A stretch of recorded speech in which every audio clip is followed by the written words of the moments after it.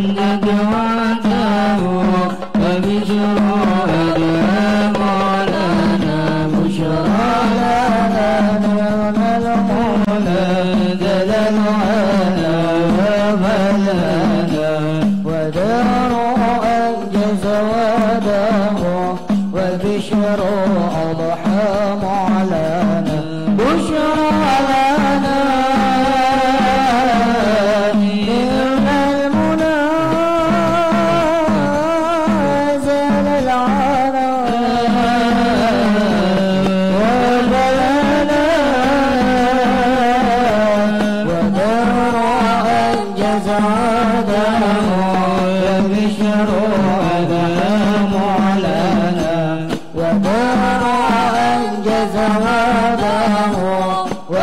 لنا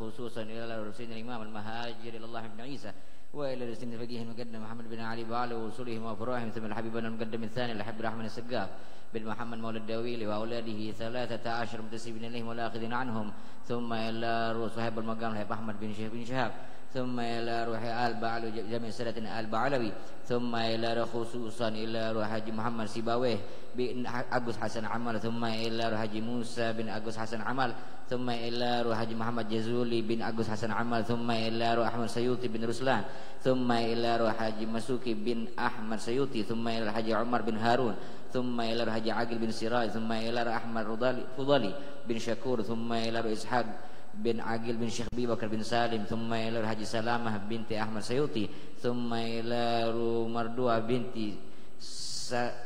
سربنة ثم إلى آلية بنت آدم بأن الله يغفر لهم ويرحمهم ثم إلى رسول الله حبل الله محمد بن شيخان بن عبد الرحمن بن هو الأسقاف وأصول وفرعهم ثم إلى رجال الحبيب إبراهيم بن عبد الرحمن بن شهاب ثم إلى أرواح والدينا ووالدكم خاصة وأماتنا وأمات المسلمين عامة وإلى حضرة النبي محمد صلى الله عليه وآله وصحبه وسلم بسر الفاتحة. أعوذ بالله من الشيطان الرجيم. بسم الله الرحمن الرحيم. الحمد لله رب العالمين مالك يوم الدين. إياك نعبد وإياك نستعين. اهدنا الصراط المستقيم صراط الذين أنعمت عليهم غير المغضوب عليهم ولا الضالين آمين. قال النبي صلى الله عليه وسلم أفضل ما قلته أنا والنبيون من قبلي لا إله إلا الله حي موجود. لا إله إلا الله حي باق. لا إله إلا الله سيدنا محمد رسول الله صلى الله عليه وسلم. كلمة الحق عليها نحيا وعليها نموت وعليها نبعث إن شاء الله تعالى من الآمنين آمين. لا إله إلا الله. لا إله إلا الله. لا إله إلا الله. لا إله إلا الله. لا إله إلا الله. لا إله إلا الله. لا إله إلا الله. لا إله إلا الله. لا إله إلا الله. لا إله إلا الله. لا إله إلا الله. لا إله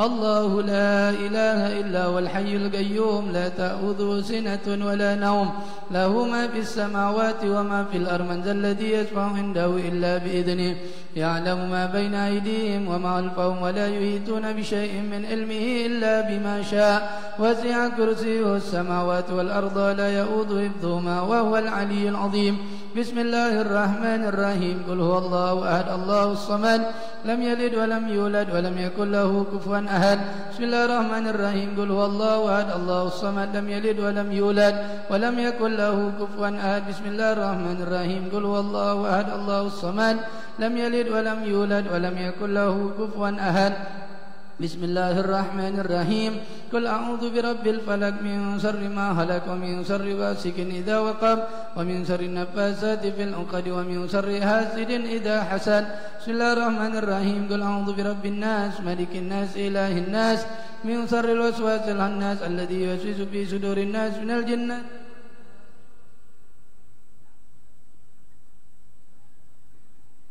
بسم الله الرحمن الرحيم الحمد لله رب العالمين حمدا يوافي نعمه ويكافئ مزيده يا ربنا لك الحمد كما ينبغي لجلال وجهك الكريم والعظيم سلطانك اللهم صل وسلم على سيدنا محمد في الأولين وصل وسلم على سيدنا محمد في الآخرين صل وسلم على سيدنا محمد في النبيين وصل وسلم على سيدنا محمد في المرسلين وصل وسلم على سيدنا محمد في كل وقت وحين وصل وسلم على سيدنا محمد في الملأ الأعلى إلى يوم الدين صل وسلم على سيدنا محمد حتى ترث الأرض ومن عليها وأنت خير الوارثين اللهم اجعل واوصل وتقبل ثواب ما قرأناه من القرآن العظيم وما هللناه من لا إله إلا الله وما سبحناه من سبحان الله وبحمده وما صليناه على حبيبك سيدنا محمد صلى الله عليه وسلم في هذا المجلس المبارك في هذه العشية المباركة هدية منا واصلة ورحمة منك نازلة وبركة شاملة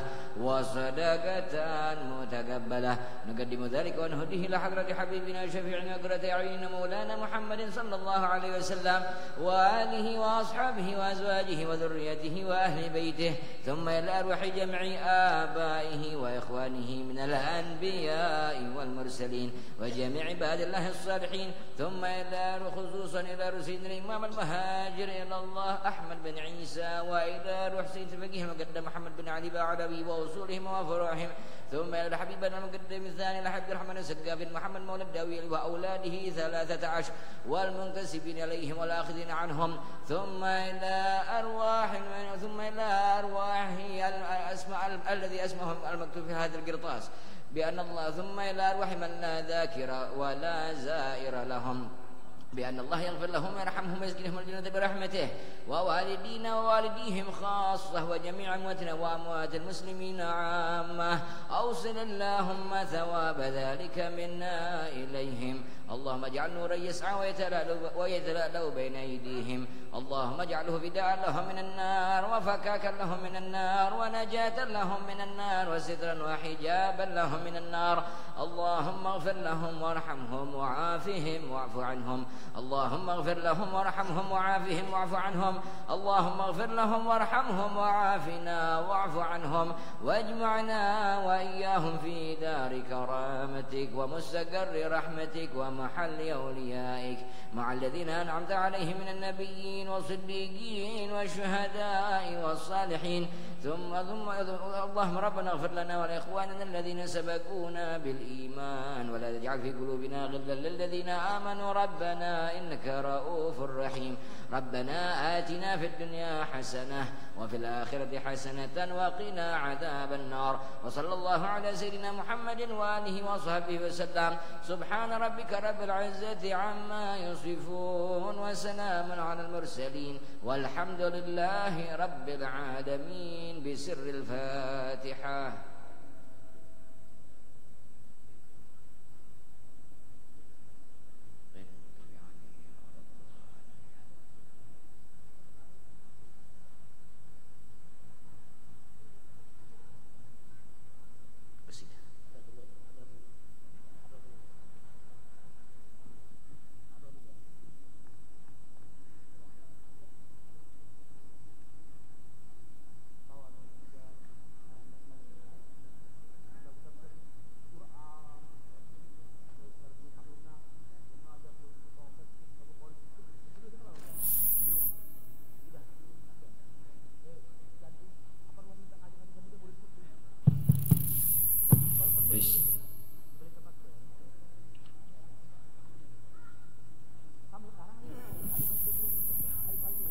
من مثلكم لرسول الله ينتسب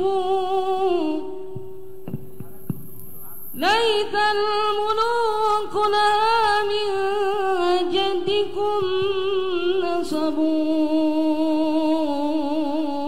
نسبوا من مثلكم لرسول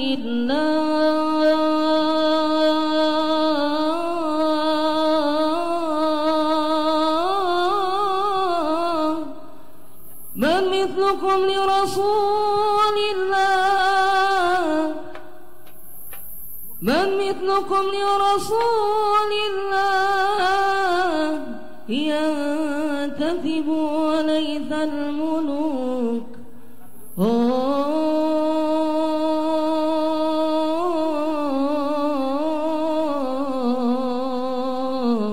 ليس الملوك لها من جدكم نسب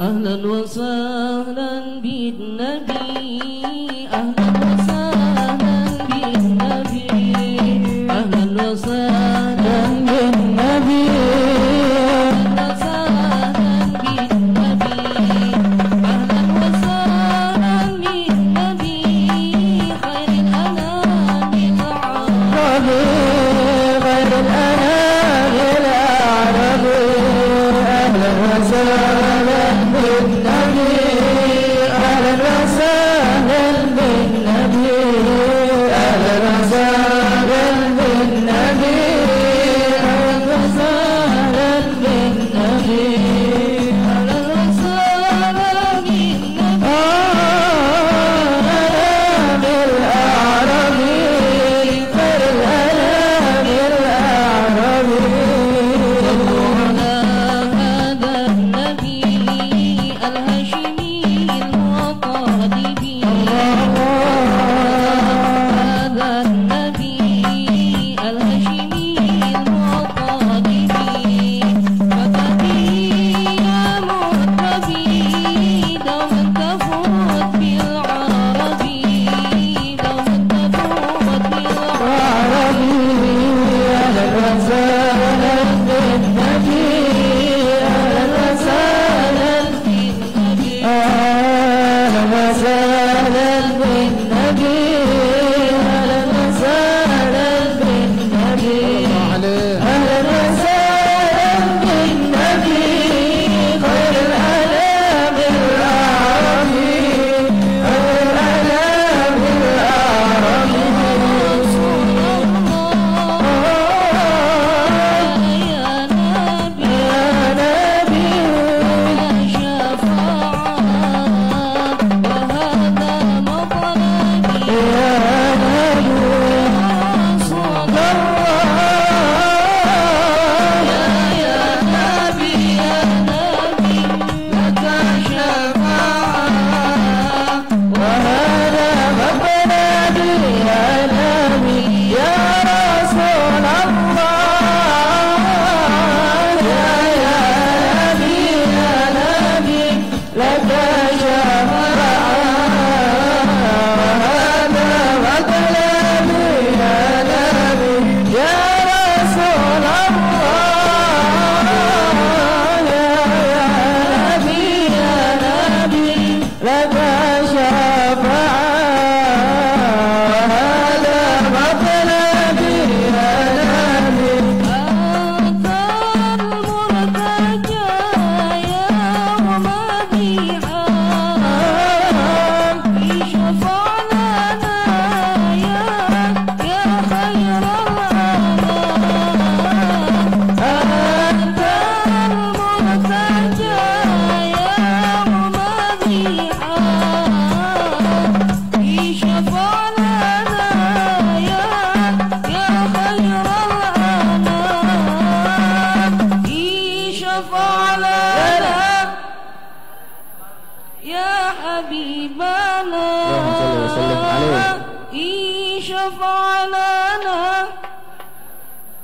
يا حبيبنا لك شفاعة يا رسول الله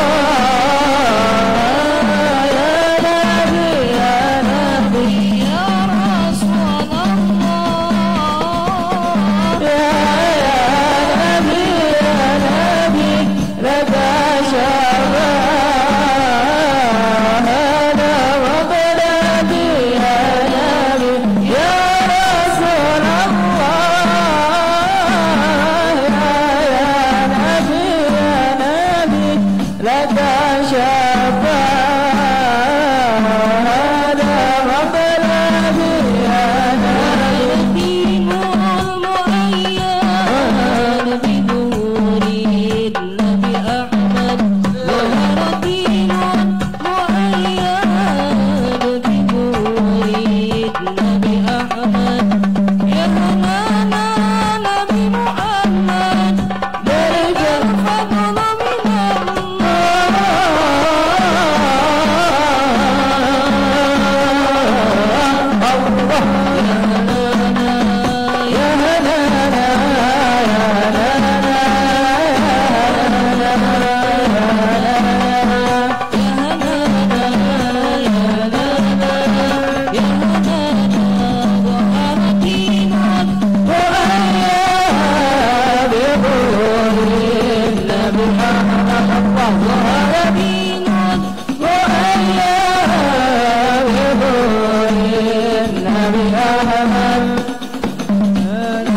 نبي محمد ذلك الفضل من الله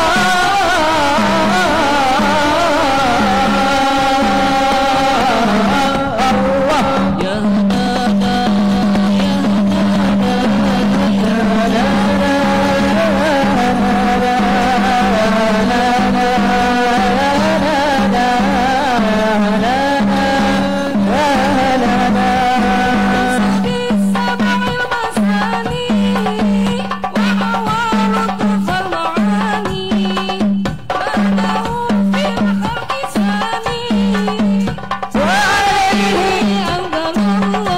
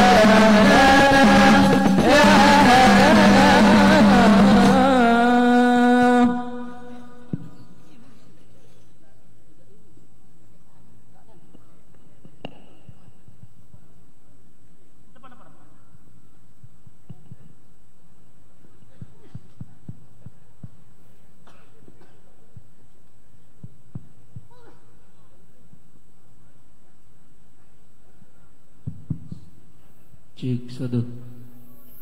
Tes tes tes. Cek cek. Cek bismillah. Cek.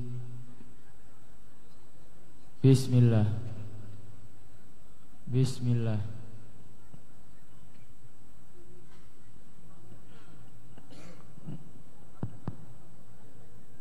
Cek cek cek cek.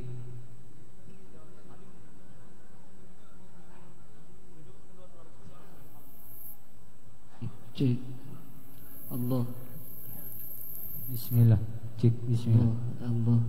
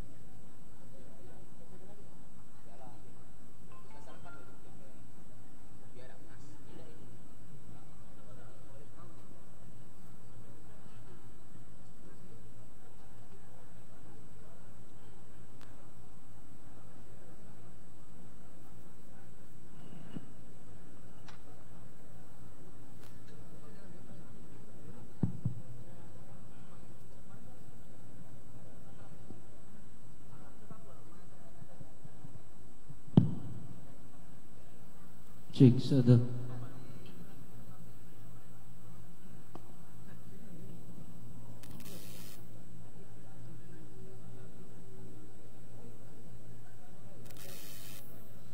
اللهم صل وسلم على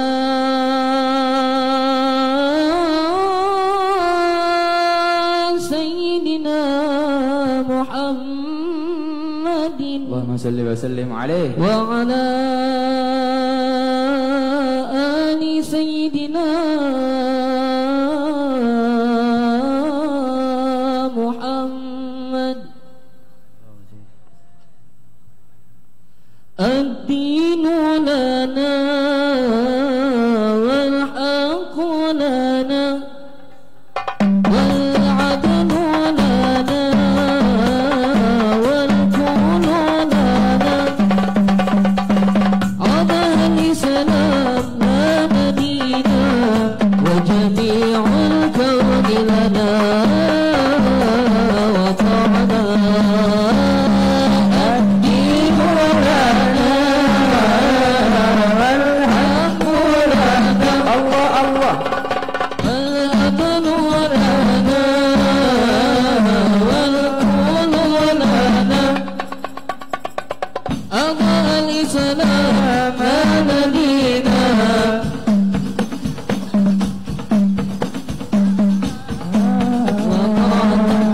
توحيد الله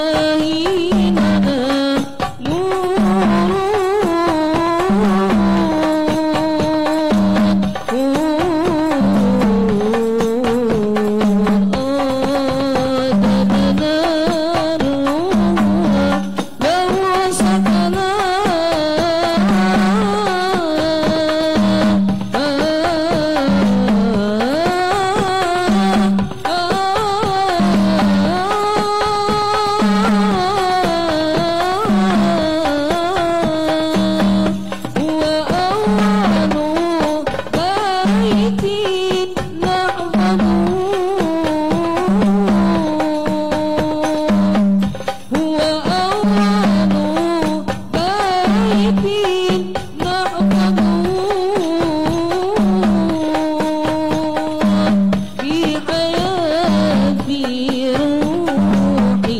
ويحفظنا يحفظنا. الدين لنا والحق لنا الله الله والعدل لنا والكون لنا على الإسلام الذين وجميع القول لنا وطعنا.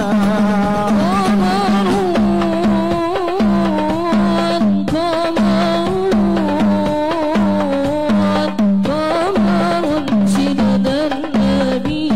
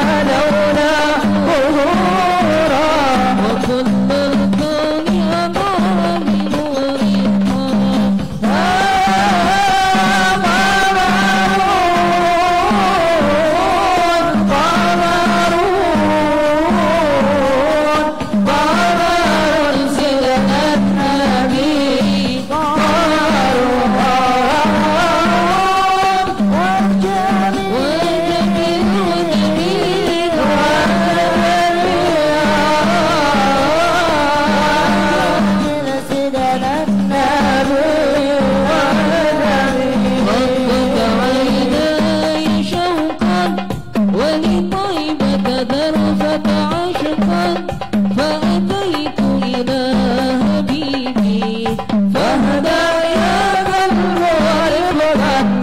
ربك عيناي شوقا ولطيبة ذرفة عشقا فأتيت إلى حبيبي فهدى يا قلب ورفقا صلي على محمد السلام عليك يا رسول الله السلام عليك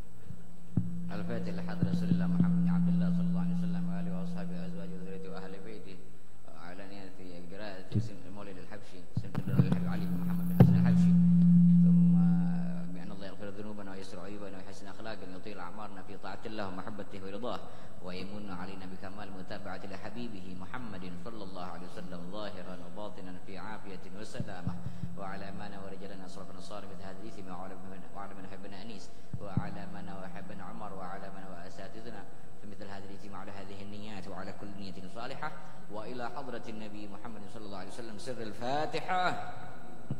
بسم الله الرحمن الرحيم. Rabbil alamin arrahmanir rahim maliki yaumiddin iyyaka na'budu wa iyyaka nasta'in ihdinas siratal mustaqim siratal ladzina an'amta 'alaihim ghairil maghdubi 'alaihim waladdallin amin. يا رب صل على محمد ما لاح في العمق نور كوكب. يا رب صل على محمد يا رب صل عليه وسلم. يا رب صل على محمد الفاتح الخاتم المقرب. يا رب صل على محمد يا رب صل عليه وسلم. يا رب صل على محمد المصطفى المجتبى المحبب. يا رب صل على محمد يا رب صل عليه وسلم. صل على محمد ما لاح بدر وغاب غيها. يا رب صل على محمد يا رب صل عليه وسلم. صل على محمد ما ريح نصر بالنصر قد هاب. يا رب صل على محمد يا رب صل عليه وسلم. صل على محمد ما سارت ليس بطن سبساب. يا رب صل على محمد يا رب صل عليه وسلم. صل على محمد وكل من للحبيب ينساب. يا رب صل على محمد يا رب صل عليه وسلم.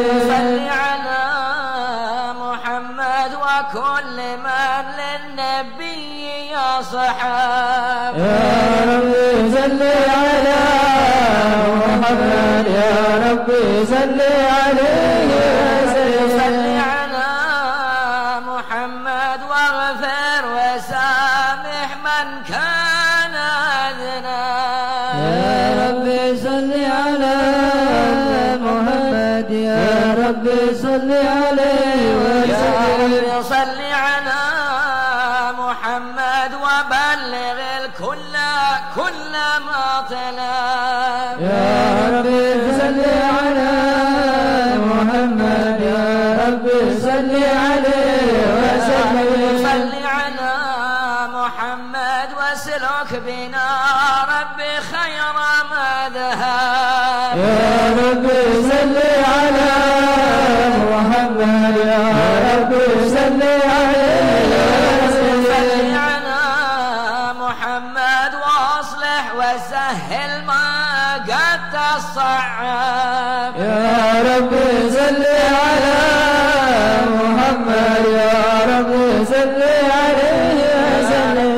صل على محمد على البرايا جاها وارحب.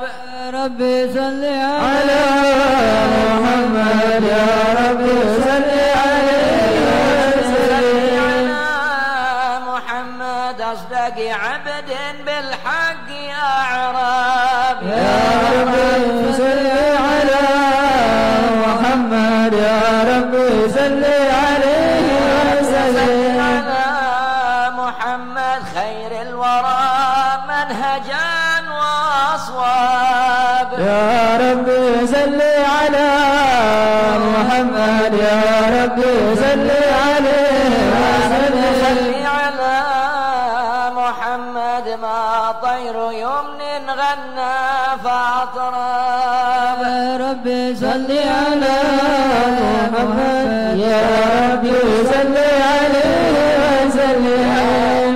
صل على محمد يا رب صل عليه وسلم. يا رب صل على محمد يا رب صل عليه وسلم. اللهم صل وسلم وبارك عليه وعلى آله صلى الله عليه. أعوذ بالله من الشيطان الرجيم. بسم الله الرحمن الرحيم. إنا فتحنا لك فتحا مبينا ليغفر لك الله ما تقدم من ذنبك وما تأخر ويتم نعمته عليك ويهديك صراطا مستقيما صلى الله عليه. صدق الله نصرا عزيزا. لقد جاءكم رسول من أنفسكم عزيز عليه ما عنتم حريص عليكم بالمؤمنين رؤوف رحيم. فإن تولوا فقل حسبي الله لا إله إلا هو عليه توكلت وهو رب العرش العظيم. يا عظيم. إن الله وملائكته يصلون على النبي اللهم صل وسلم عليه والذين آمنوا صلوا عليه وسلموا تسليما. اللهم صل وسلم وبارك عليه وعلى آله. بسم الله الرحمن الرحيم. الحمد لله القوي سلطانه الواذي برهانه المبسوط في الوجود كرمه وإحسانه صلى الله تعالى عليه. مجده وعظم شانه خلق الخلق لحكمة وطوى عليها علمه وبسط لهم من فائذ المنة ما جرت به في أكدابه القسمة صلى الله عليه. أرسل إليهم أشرف خلقه وأجل عبيده رحمة تعلقت إرادة الأزلية بخلق هذا العبد المحبوب فانتشرت آثار شرفه في عوالم الشهادة والغيوب صلى الله عليه. فما أجل هذا المن الذي تكرم به المنان وما أعظم هذا الفضل الذي برز من حضرة الإحسان صورة كاملة ظهرت في هيكل محمود فتعبرت بنورها أكناف الوجود وبرزت برد الأوالم بفراز التكريم. اللهم صل وسلم وتسلم على سيدنا نبينا محمد الرؤوف الرحيم. اللهم صل وسلم وبارك عليه وعلى آله. اللهم صل وسلم وبارك عليه. تجلى الحق بعلم الكرسي الواسع تجلي الغضب بانتشار فضله بالكريم والشاسع صلى الله عليه. الحمد الذي لم العذر أمره بتعلات ولا يمل تكراره بكثرة تردان حيث أبرز من عالم الإمكان صورة هذا الإنسان صلى الله عليه. يتذرم بوجوده ثقلان وتنتظر أسراره بالأكوان فما من دل انتظر به قلب منيب إلا من توابر فضل الله على هذا الحبيب. يا العالمين سروره فترى في حبيب أحمد على وعلى يا نقر سروره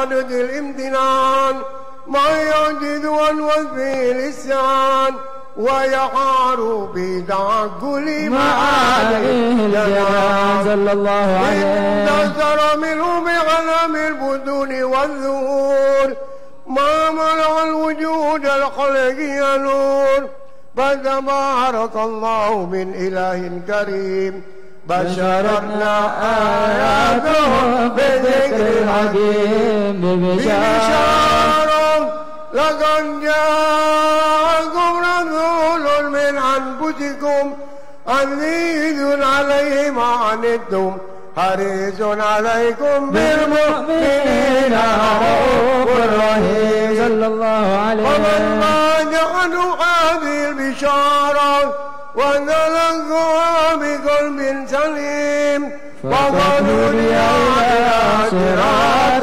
مستقيم اللهم صل وسلم أشرف الصلاة والتسليم على سيدنا نبينا محمد الرؤوف الرحيم اللهم صل وسلم وبارك عليه وعلى آله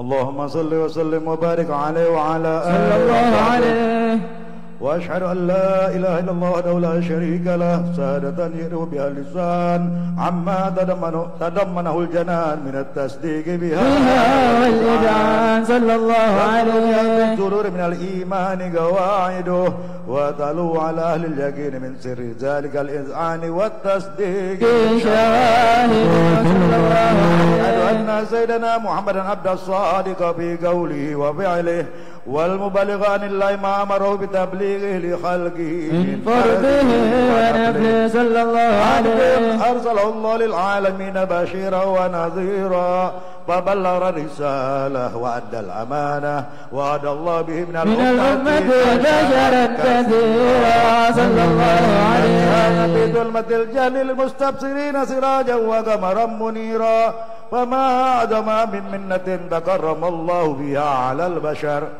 وما أوسع من نعمة انتشر سرها في البحر والبر صلى الله عليه اللهم صل وسلم بأجل الصلوات وأجمعها وأزكى التحيات وأوسعها على هذا العبد الذي وفى بحق العبودية وبرز فيه العدل الكمال وقام بحق الربوبية مواطن الخدمة لله وأكمل عليه غاية الإكمال صلى الله عليه يتصل بها الروح المصلي عليه به فينبسط بقلبه نور سر تعلقه به وحبه ويكتب بها بعناية الله في حزبه وعلى آله وصحبه الذين ارتقوا صحوة المجد بقربه وتفيأوا ظلال الشرب الأصلي بوده وحبه ما أكبر الأكوان بنشر ذكراهم نسيم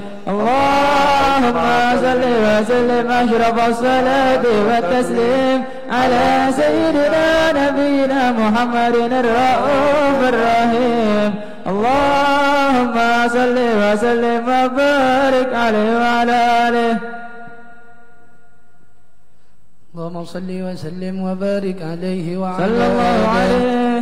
أما بعد فلما تعلقت إرادة الله في العلم القديم بظهور أسرار التحسيس للبشر الكريم صلى الله عليه وسلم والتكريم نفذت القدرة الباهرة بالنعمة الواسعة والمنة الغامرة صلى الله عليه وسلم غيرة التصوير في العالم المطلق الكبير عن جمال مشهود بالعين هاو لوصف الكمال المطلق والحسن التام والزين فتنقل ذلك الجمال الميمون في الأسلاب الكريمة والبطون صلى الله عليه وسلم إلا وتمت عليه من الله النعمة فهو القمر التام الذي يتنقل في بروجه ليتصرف به موطن استقراره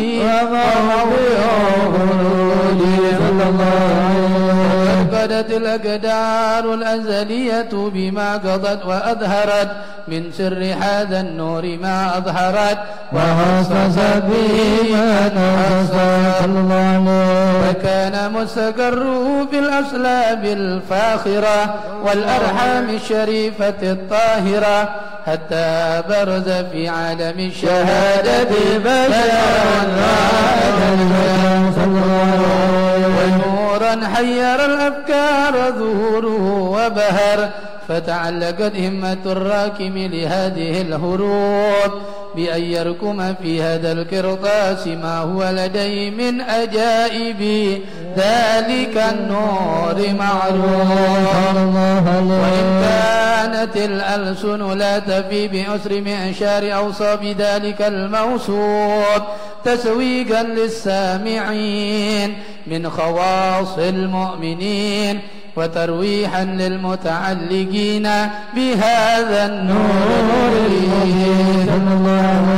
وإلا فأنا تؤرب الأقلام عن سؤون خير الأنام ولكن هزني إلى تدوين ما حفظه من شعر أسرف المهلوكين وما أكرمه الله به في مولده من الفضل الذي العالمين صلى الله عليه وبقيت رايته في الكون منشورة على مر الأيام والسهور والسنين داعي التعلق بهذه الحضرة الكريمة ولائج التشوق إلى سماء أوصافها العظيمة ولعل الله ينفع به المتكلم والسامع فيدخلان في شفاعة هذا النبي الشافع ويتروان بروح ذلك النعيم. اللهم صل وسلم على سيدنا نبينا محمد اللهم صل وسلم وبارك عليه. لكم بشرى الإجابة والقبول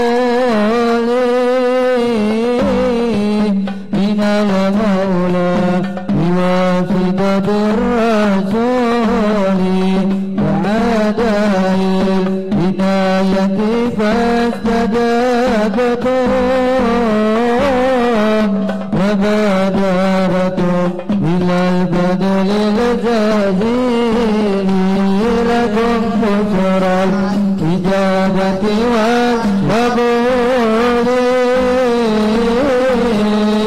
المولى بواسطة الرسول دعاهم لدعوة فاستجابتم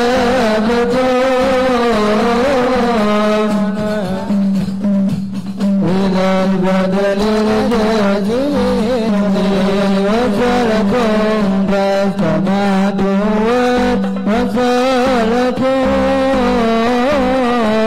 وكان الوقت قاعدة الوصول وصلكم في منازلنا وجادت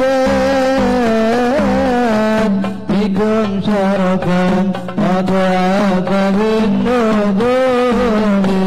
لكم بشرى الإجابة والقبول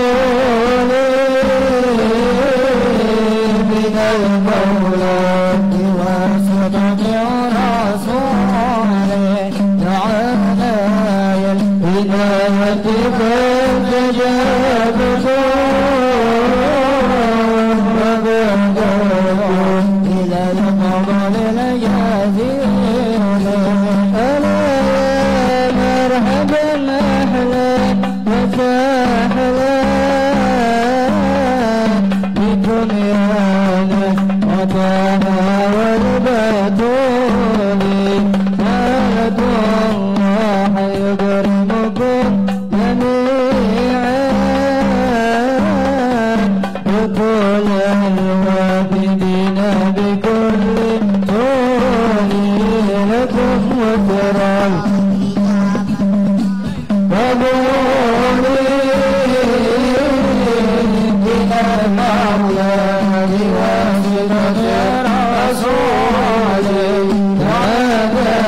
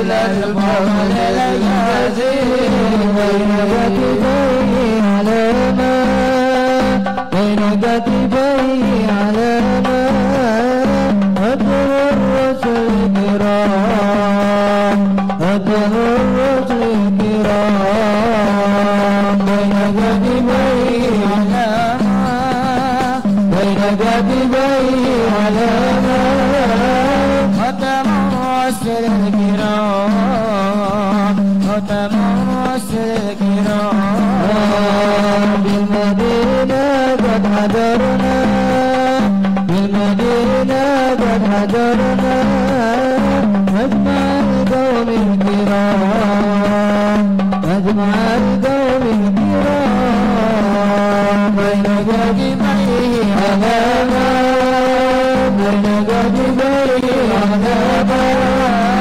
ختم الرسل الكرام ختم الرسل الكرام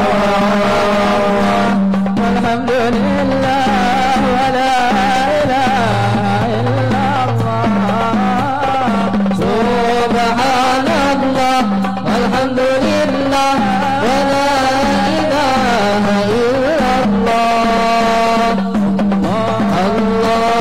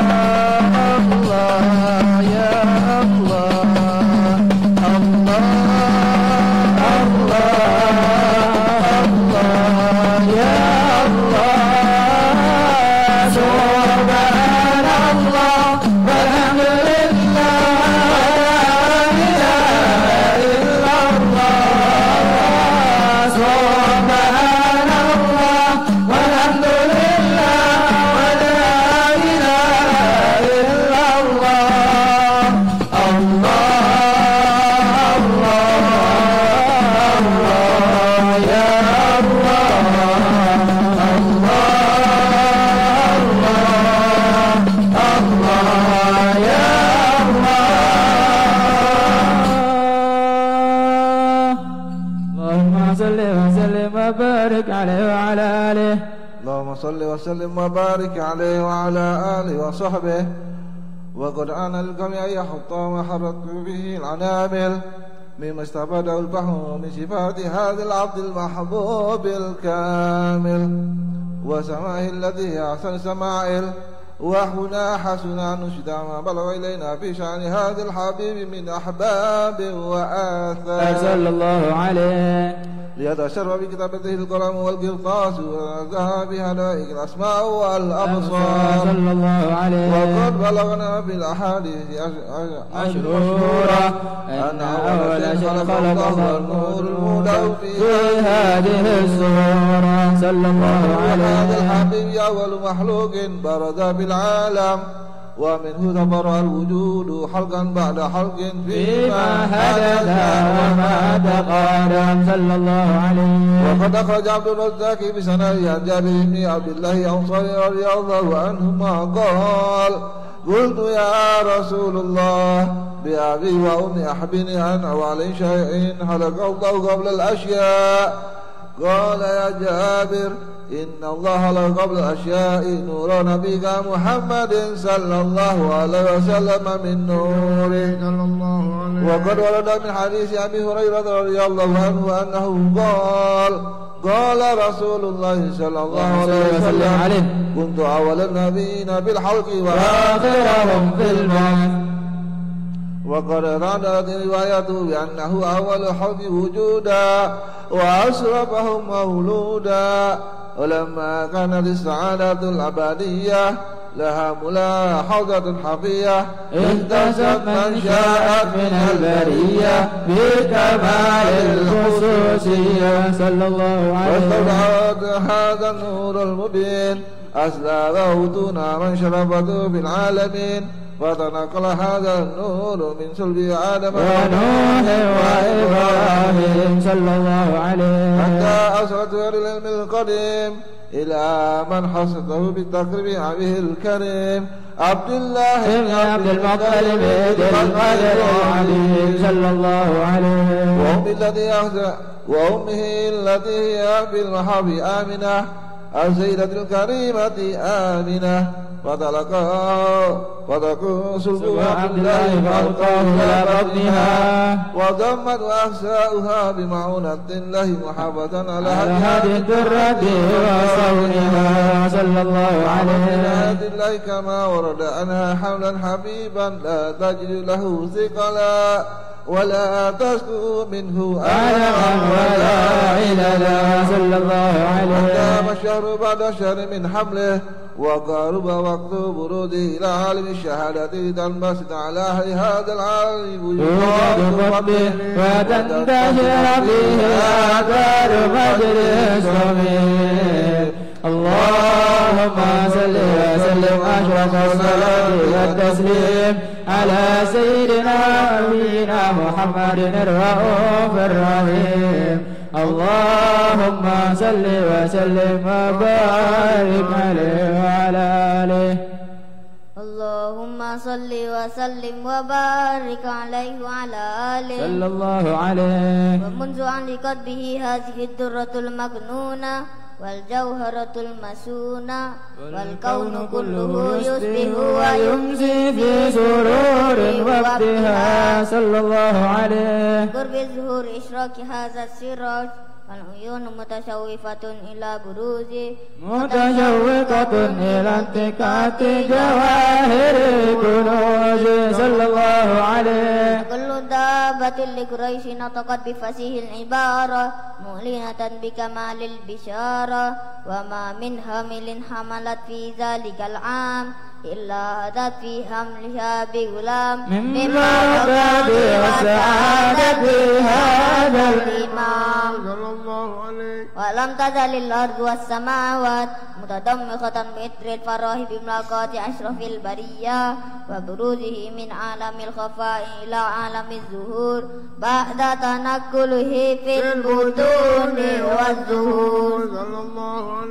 فأسر الله في الوجود بهجة التكريم وبسط في العالم الكبير التشريف والتعظيم ببروز هذا المكان الكريم. أشرف الصلاة والتسليم على سيدنا ونبينا محمد الرؤوف الرحيم اللهم صل وسلم وبارك عليه اللهم صل وسلم وبارك عليه وعلى آله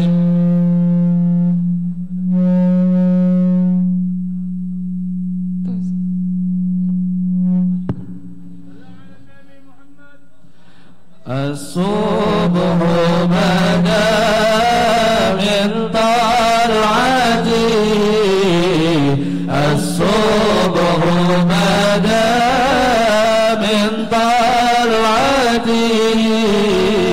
والليل دجى من وفرته والليل دجى من وفرته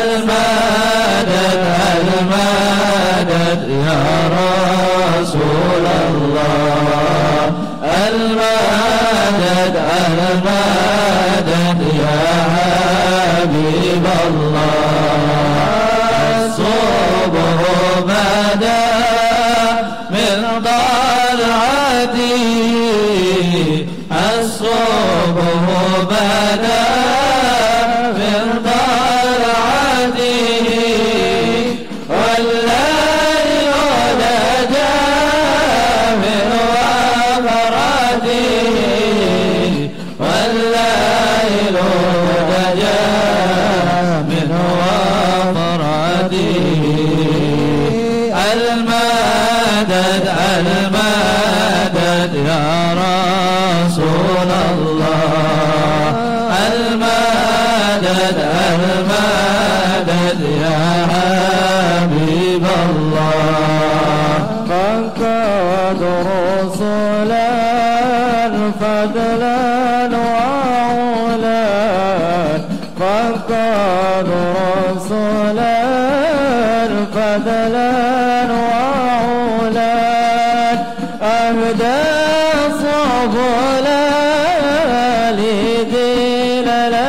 لدلالتي أهدى صبلا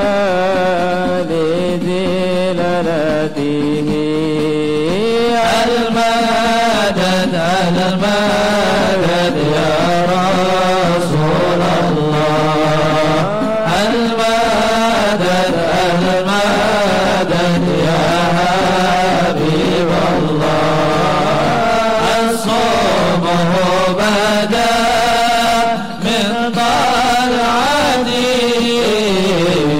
الصبح بدا من طلعته والليل دجى من وفرته والليل دجى من وفرته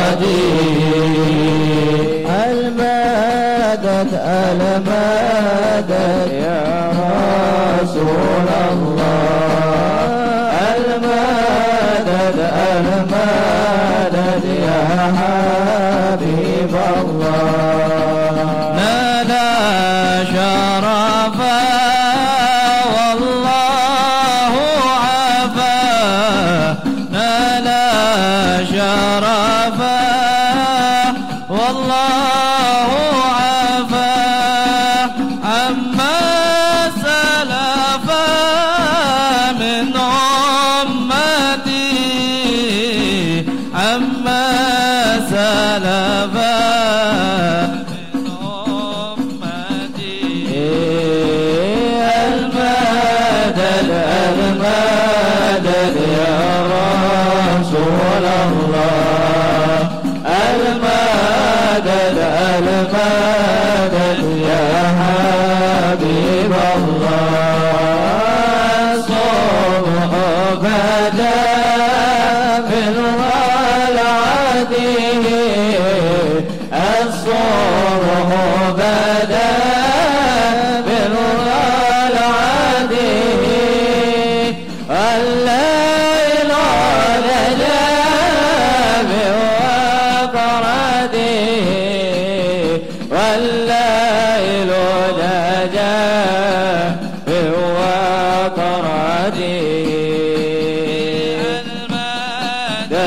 المدد يا رسول الله المدد المدد يا حبيب الله فمحمدنا هو سيدنا فمحمدنا هو سيدنا فالعيب لنا لإجابته فالعيب لنا لإجابته المدد المدد يا رسول الله المدد المدد يا حبيب الله الصبح بدا من طلعته الصبح بدا من طلعته والليل نجا من وقعته والليل نجا من وقعته المدد المدد يا رسول الله المدد المدد يا حبيب الله محمد زين كل زين شكل قمر نصفي محمد زين كل زين شكل قمر نصفي وأريد ليلة الاثنين للحرام بيت الله وأريد ليلة الاثنين للحرام بيت الله وأريد ليلة الاثنين إلى الحرام بيت الله إلى الحرام بيت الله محمد أمتي بعدي محمد قال يا ربي سؤالي أمتي بعدي وساميهم من الذنب وغفر ذنوب الله وساميهم من الذنب وغفر ذنوب الله وسامحهم من الذنب وغفار الذنوب الله وغفار الذنوب الله محمد زين كل زين له شكل قمر نصبي محمد زين كل زين له شكل قمر نصبي وأريد ليلة الاثنين للحرام بيت الله وأريد ليلة الاثنين للحرام بيت الله وأريد ليلة الاثنين للحرام بيت الله إلى الحرام بيت الله محمد ساكن الوادي بلا ماء ولا زاد محمد ساكن الوادي بلا ماء ولا زاد وحيثي يا هادي إلى الكعبة وبيت الله وحيثي سر يا هادي إلى الكعبة وبيت الله وحيثي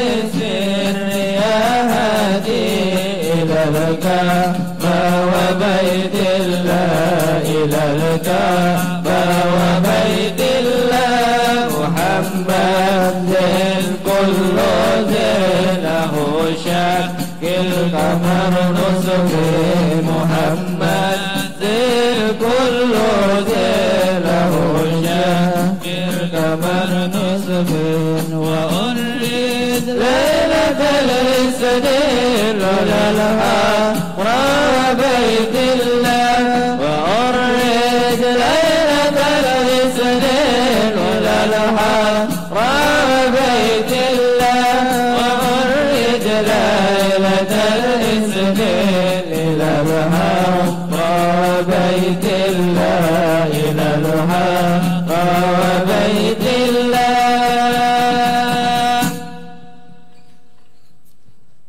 اللهم صل وسلم واشرف الصلاة والتسليم على سيدنا نبينا محمد الرؤوف الرحيم.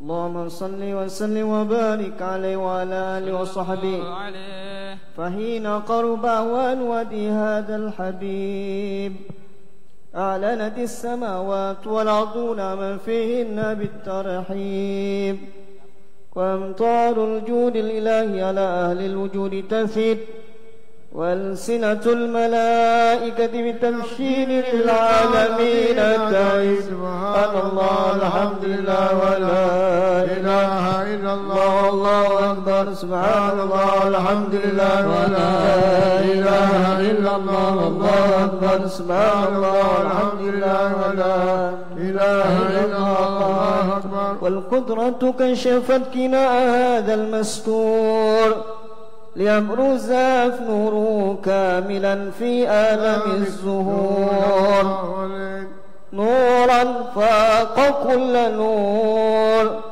وأنفذ الحق حكم على من أتم الله عليه النعمة من خواص الأمة أن يعبر عند وجهه أمة تأنيسا لجنابها المسعود ومشاركة لها في هذا السمات الممنون. فحضرت بتوفيق الله السيدة مريم والسيدة آسيا ومعهما من الحور العين من قسم الله له من الشرف بالقسمة الوافية. فأتى الوقت الذي رتب الله على حضوره وجود هذا المولود فانفلق السبل الكمال من النور العمود وبرز الحامد المحمود مدينا لله بالتعظيم والسجود.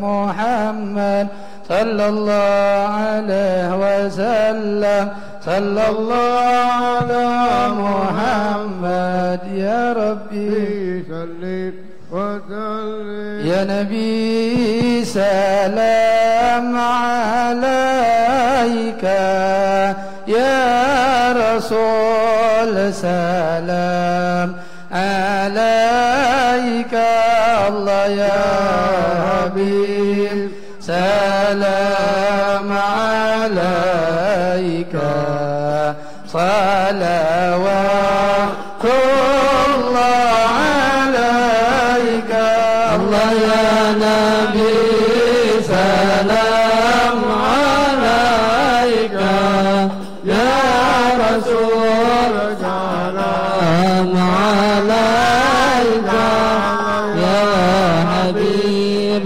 سلام عليك صلوات الله عليك. أشرك الكون ابتهاجا بوجود المصطفى أحمد ولأهل الكون أنس وسرور قد تجت الله يا نبي سلام عليك يا رسول سلام عليك الله يا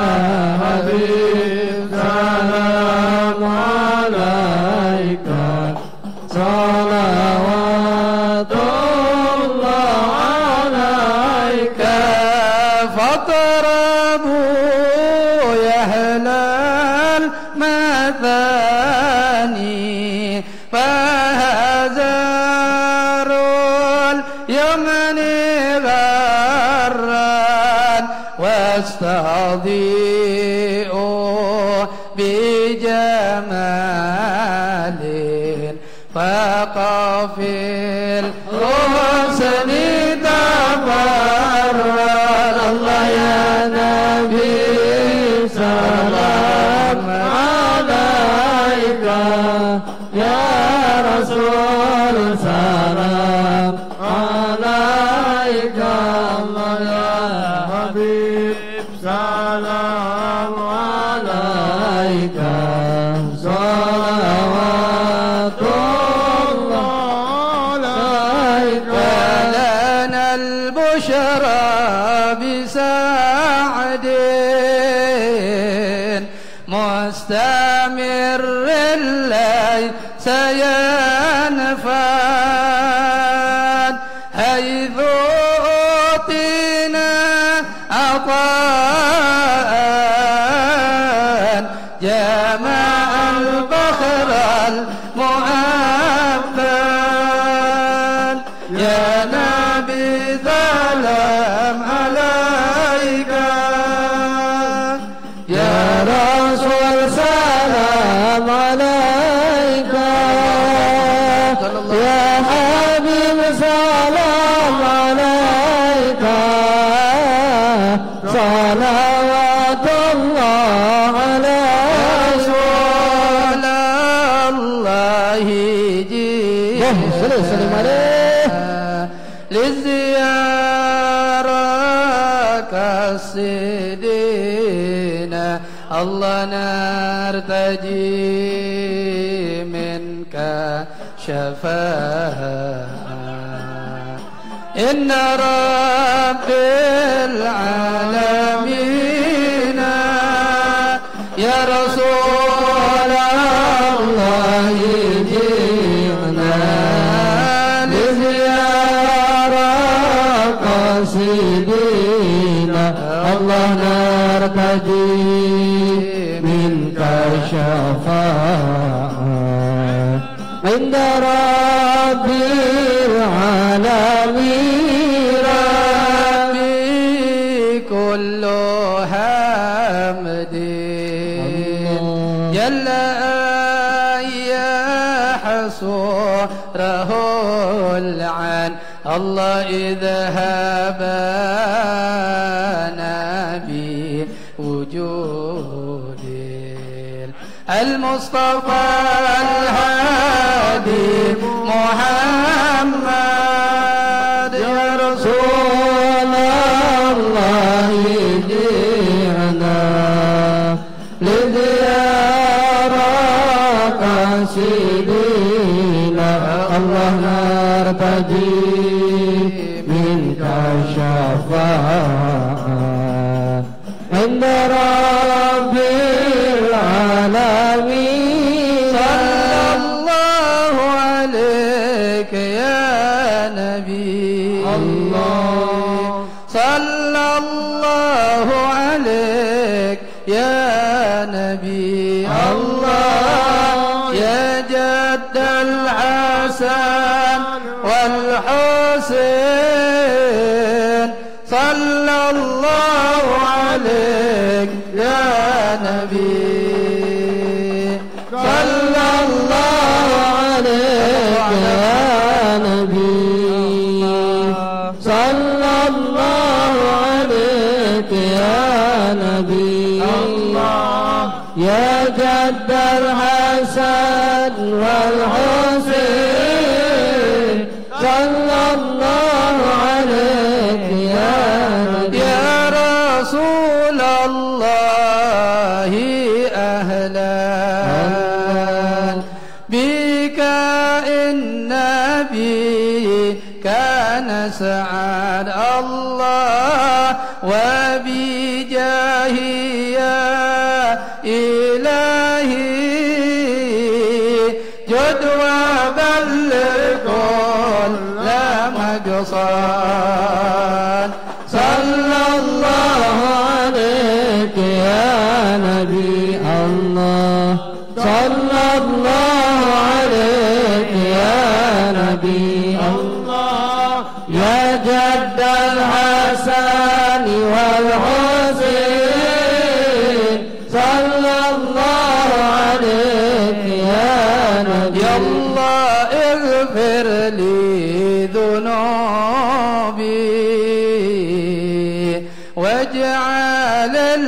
الجنة هلالي يا الله يا الله اغفر لي ذنوبي واجعل الجنة هلالي يا الله واهدنا نحج سبيلي كي به نسعد ونرشد يا الله يا الله اغفر لي ذنوبي واجعل الجنة هلالي يا الله ألف صلى الله على زين الوجود من سكن طيبا وهيم في دروعي ألف صلى الله على زين الوجود من سكن طيبا وهيم في دروعي ربي بلغنا بجاهنا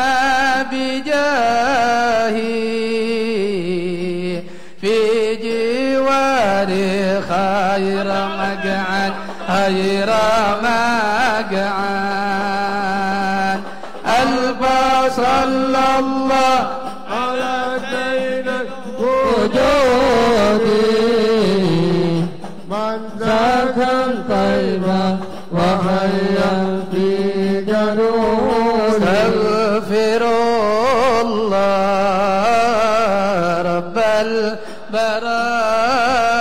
البرايا استغفر الله من الخطايا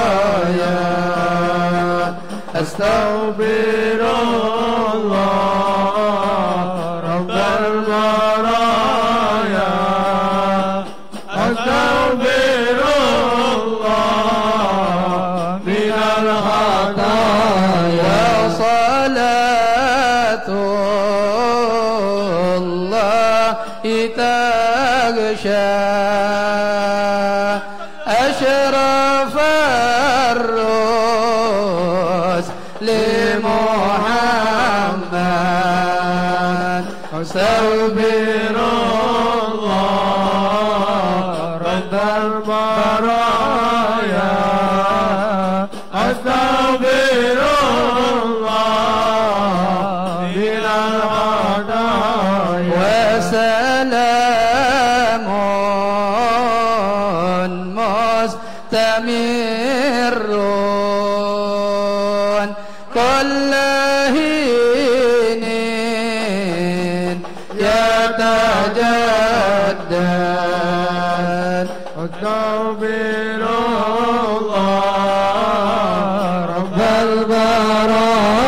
البرايا استغفر الله من الخطايا صلى الله على محمد يا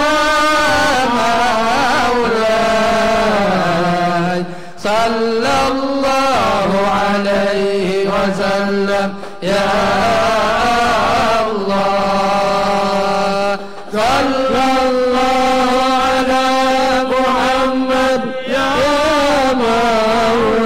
مولاي صلى الله عليه وسلم يا صلى الله على محمد يا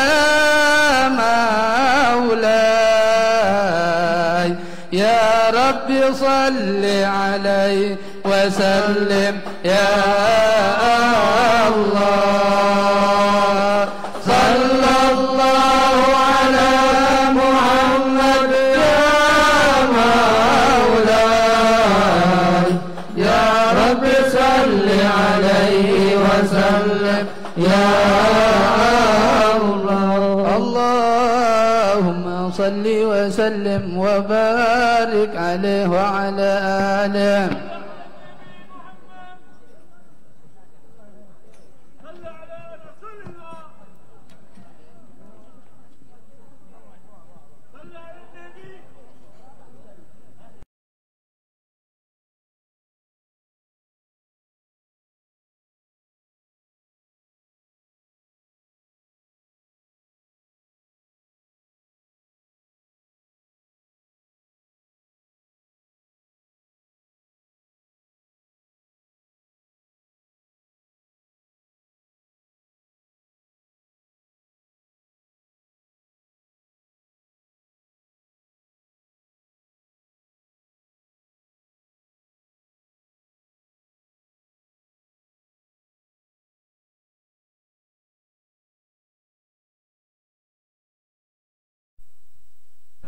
masing-masing.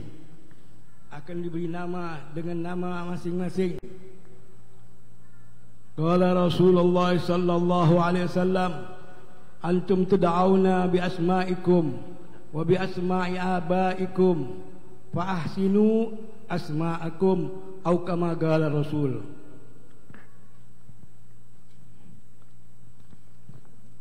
Al-Fatihah ala asma'il mubarakan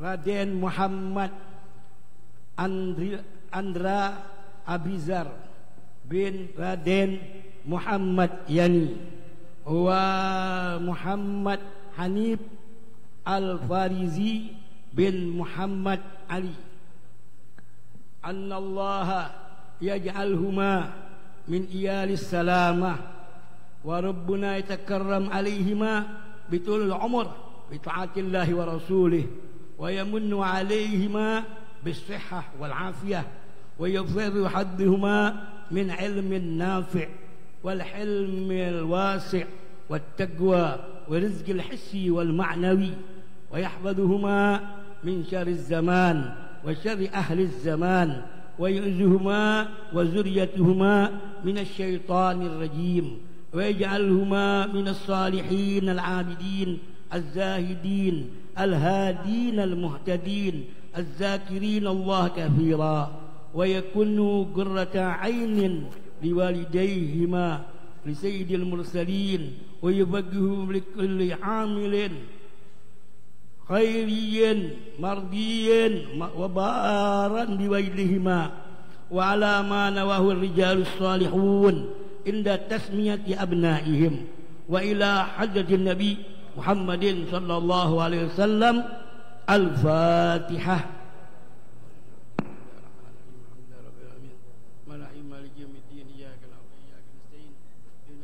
Mustaqim shiratal ladzina alaihim ghairil maghdubi alaihim waladdallin amin.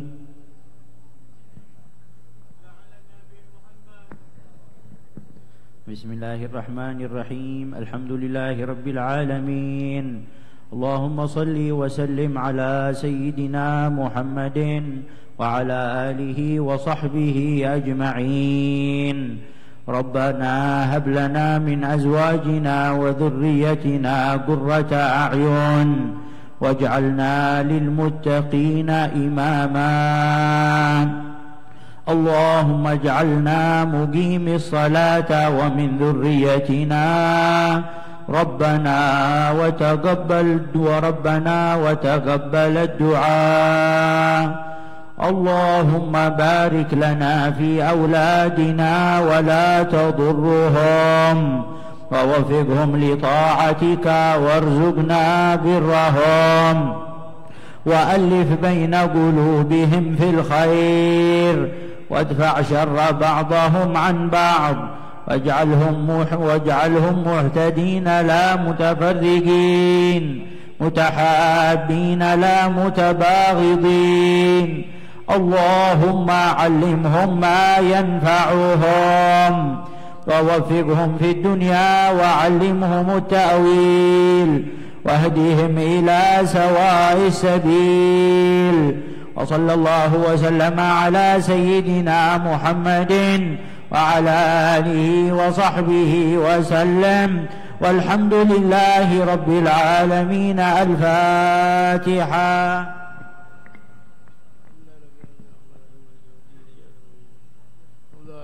آمين. ربنا تقبل منا إنك أنت السميع العليم وتب علينا إنك التواب الرحيم. لهم بها سبحانك اللهم وتحيتهم بها سلام وآخر الحمد لله رب العالمين.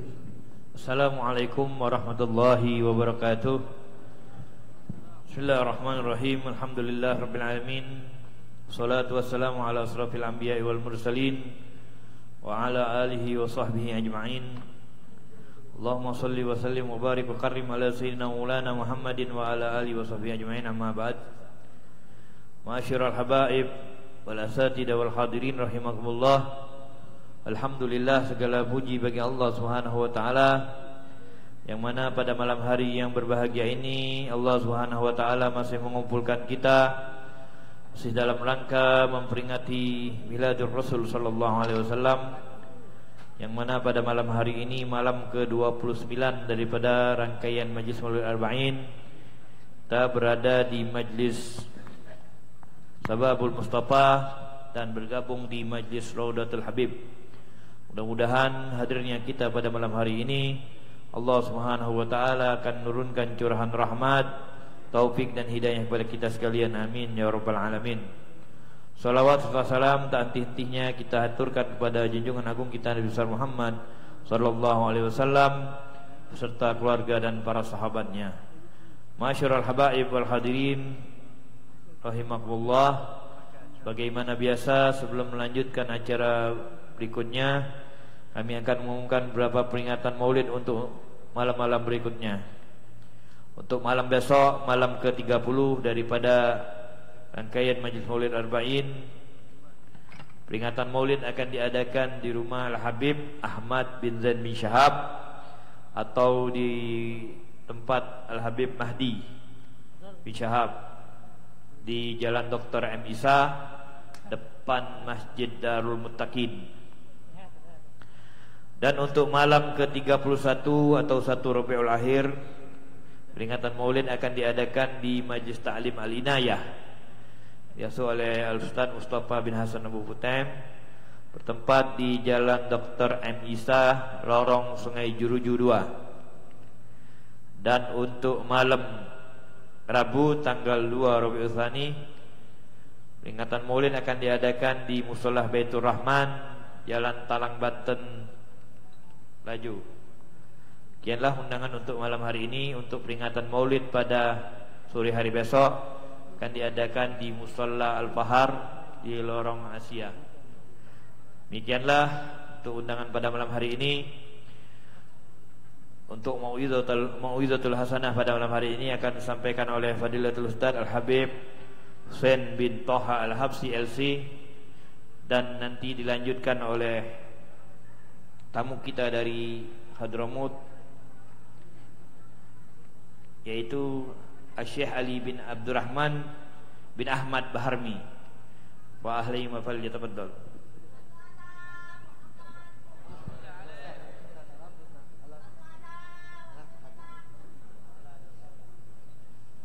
أحييكم تحية الإسلام. السلام عليكم ورحمة الله وبركاته. الحمد لله بنعمته تتم الصالحات وبفضله تحصل الغايات والنهايات وبكرامه تزيل الخطيئات والسيئات والصلاة والسلام على سيد السادات سيد في الأرض والسماوات سيدنا ومولانا محمد بن عبد الله صلى الله عليه وسلم وعلى آله وصحبه سادة القادات. Ana mau mengajak semuanya yang hadir di acara ini, para habaib, para tamu undangan yang besar, yang kecil, yang tua, muda, putih, hitam, hijau, abang, kita sama-sama baca salawat Ibrahimiyah, salawat yang selalu kita baca pas tahiyat akhir salat kita. Kita baca sama-sama salawat Ibrahimiyah. Allahumma salli ala Sayyidina Muhammad wa ala ali Sayyidina Muhammad kama sallaita ala Sayyidina Ibrahim wa ala ali Sayyidina Ibrahim wa barik ala Sayyidina Muhammad wa ala ali Sayyidina Muhammad kama barakta ala Sayyidina Ibrahim wa ala ali Sayyidina Ibrahim fil alamin innaka Hamidum Majid. Amma ba'du, ma'asyar al-habaib wal asatidha wal masyayikh wal ikhwan rahimakumullah, terkhusus para habib kita Al-Habib Ali bin Ahmad Al bin Hamid, serta ustaz kita Ustaz Abdurrahman bin Hasan Al-Habsyi, serta para habib lain, asatis lain. Begitu juga Palembang ditambah berkahnya karena kehadiran daripada guru kami yang mulia. Guru kami datang, salah satu staf pengajar Ahqaf. Beliau merupakan khusus pengajar daripada madah Al-Quran, qiraat sab'ah, begitu juga itqan dan tajwid yang berkaitan karakternya dengan Al-Quran. Begitu juga beliau ini salah satu dari ketua yayasan Masjid Baharmi Zawiyatul Ilmiyah di Tarim. Beliau adalah Syekh Ali bin Abdurrahman bin Ahmad Baharmi, wa nurahibukum bihudurikum ya Syekh Asa Rabbana ijma'na ba'ahbab lana insyaallah amin ya rabbal alamin. Kita doakan para habaib kita, para guru kita dipanjangkan umurnya dalam ketaatan amin. Dipanjangkan umurnya dalam ketaatan amin. Dipanjangkan umurnya dalam keberkatan, dipanjangkan umurnya dalam kebahagiaan dunia dan di akhirat, dimudahkan urusan dunia akhirat amin ya rabbal alamin. Ana tak bakal panjang lebar karena guru bakal ceramah ngenjuk nasihat sama kita mungkin 4 jam insyaallah ana ceramah.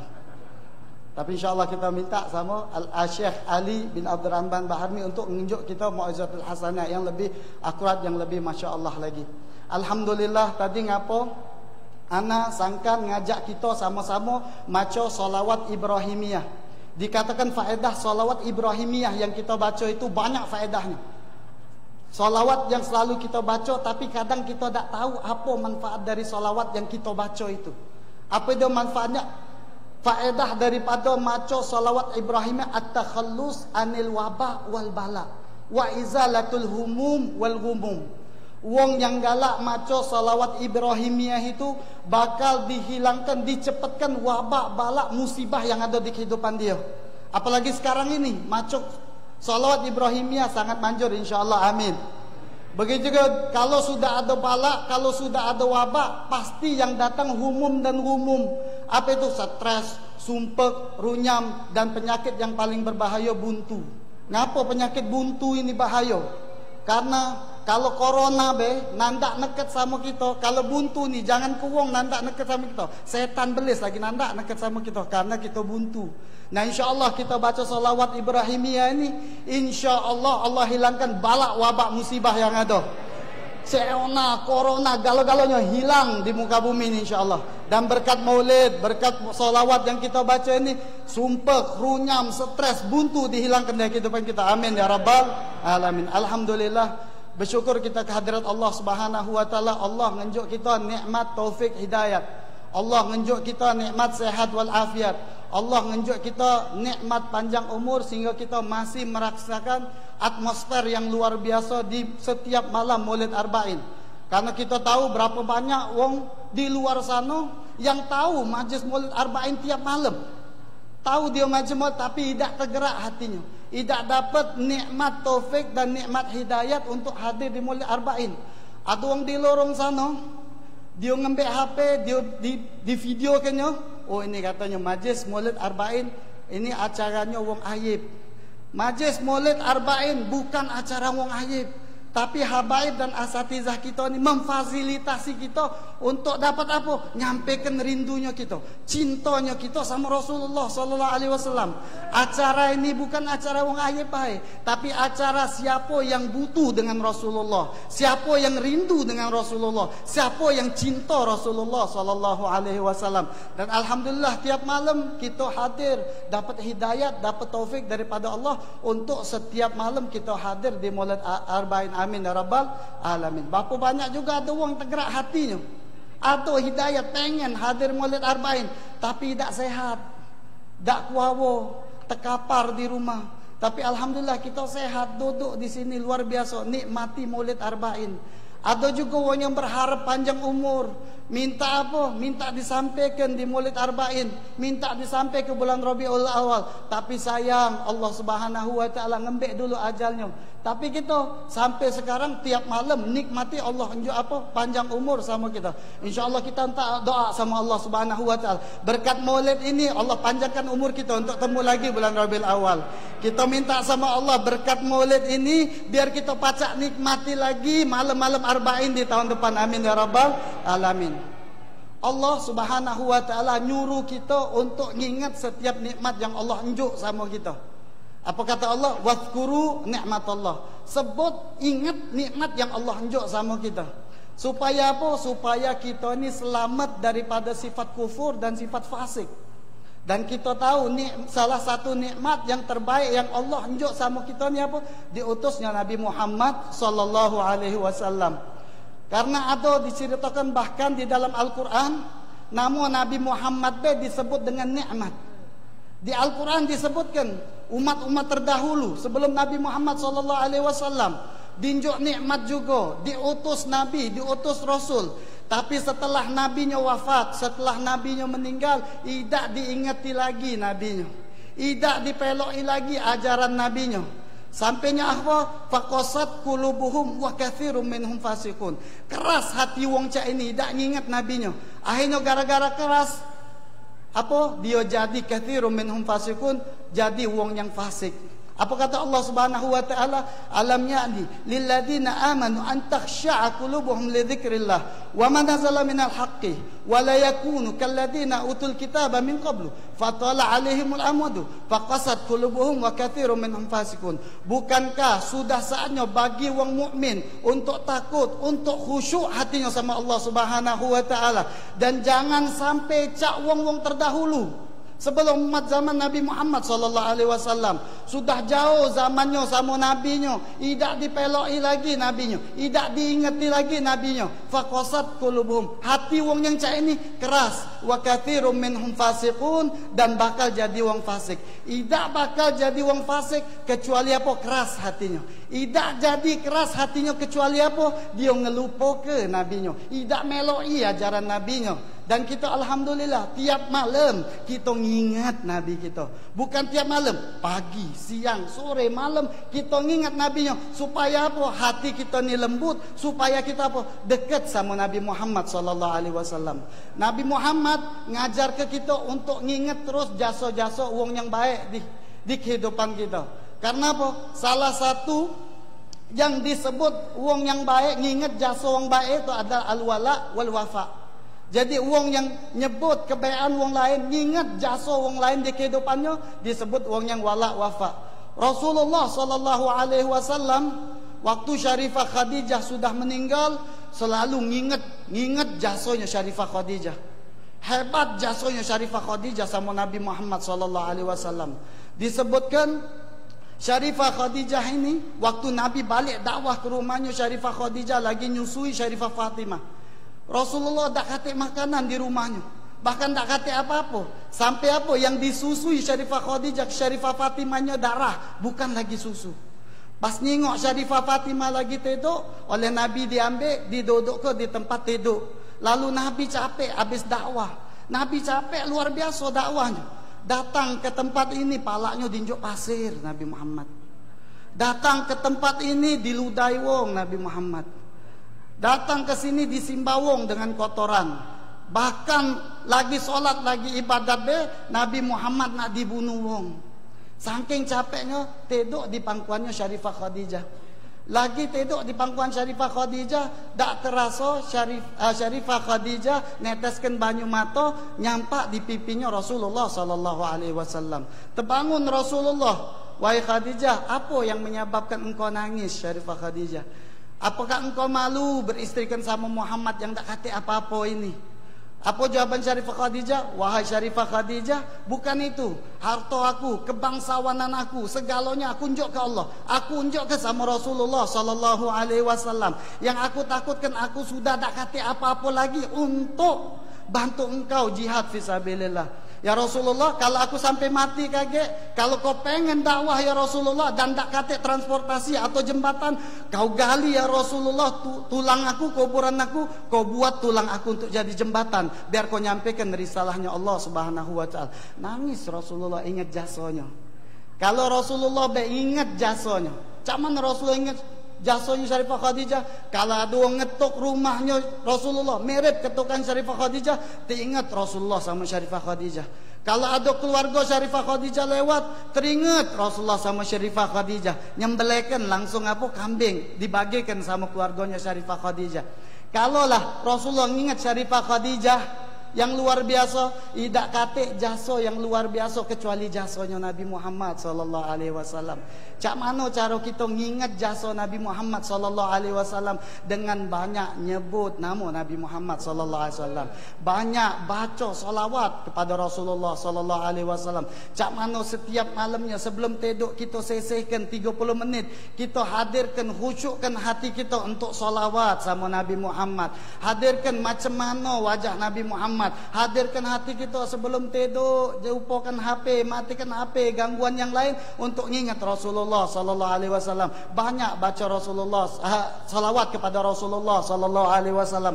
Selain itu cak mana cara mengingatnya? Banyak hadir di mana di situ disebutkan nama Nabi Muhammad, diajarkan ajarannya Nabi Muhammad, diajarkan sirah, didengarkan sirah atau cerita daripada Nabi Muhammad SAW. Cak majlis taklim kita ini, majlis taklimnya Ustaz Ridha Assegaf Syababul Mustafa. InsyaAllah kita doakan majlis Syababul Mustafa, Allah mudahkan hajatnya Ustaz Ridha, amin. Allah tambahkan lagi insyaAllah ilmunya, amin ya rabbal alamin. InsyaAllah ini bang yang dapat ana sampaikan, karena kita akan mendengar daripada mau'izah Syekh Ali Baharmi yang insyaallah kita mintakan Ustaz Ahmad Ahsan Basyu'ab untuk menterjemahkan beliau. Wa bagulakum fa'ali falyatafaddal mashkur. Dan yang terakhir minta maaf pada antum, kepada Allah Subhanahu wa taala maaf. Wabillahi taufik wal hidayah. Wassalamualaikum warahmatullahi wabarakatuh.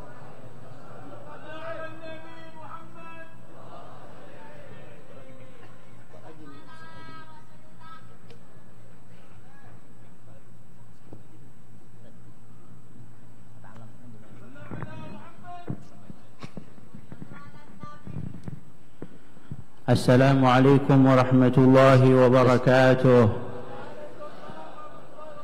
الحمد لله على اجتماعنا في هذه الساعة المباركة، ونسأله تعالى كما جمعنا وإياكم في هذه المجالس أن يقبلنا ويقبل بقلوبنا عليه، إنه أكرم الأكرمين وأرحم الراحمين. Beliau membuka dengan pembacaan Bismillahirrahmanirrahim serta dengan Alhamdulillah, dan kemudian beliau memanjangkan doa yang mana malam ini telah dikumpulkan kepada kita di dunia. Semoga Allah Subhanahu wa taala kumpulkan hati-hati kita bersama Nabi Muhammad sallallahu alaihi wasallam. اجتمعنا وإياكم أيها الأحباب في هذا المجلس المبارك راجين التعرض لنفحات الله تبارك وتعالى التي قال عنها صلى الله عليه وآله وصحبه وسلم: ألا إن لربكم في أيام دهركم لنفحات ألا فتعرضوا لتلكم النفحات. Kita dikumpulkan oleh Allah Subhanahu wa taala di tempat ini untuk menghadang, untuk menjemput nafahat, pemberian-pemberian daripada Allah Subhanahu wa taala, sebagaimana yang disabdakan oleh Nabi Muhammad sallallahu alaihi wasallam, sungguhnya di hari-hari kalian, di waktu-waktu kalian ada hari-hari di mana di situ Allah Subhanahu wa taala turunkan pemberian yang sangat agung, maka hadanglah pemberian tersebut. Wa innaha lanafahat idza habbat ala qalbi syaqiyyin as'adatuh wa idza habbat ala qalbin mudlim nawwaratuh. نسأل الله يقسم لنا ولكم بنصيب وافر من هذه الخيرات. Ini adalah pemberian, jikalau diberikan kepada orang yang hatinya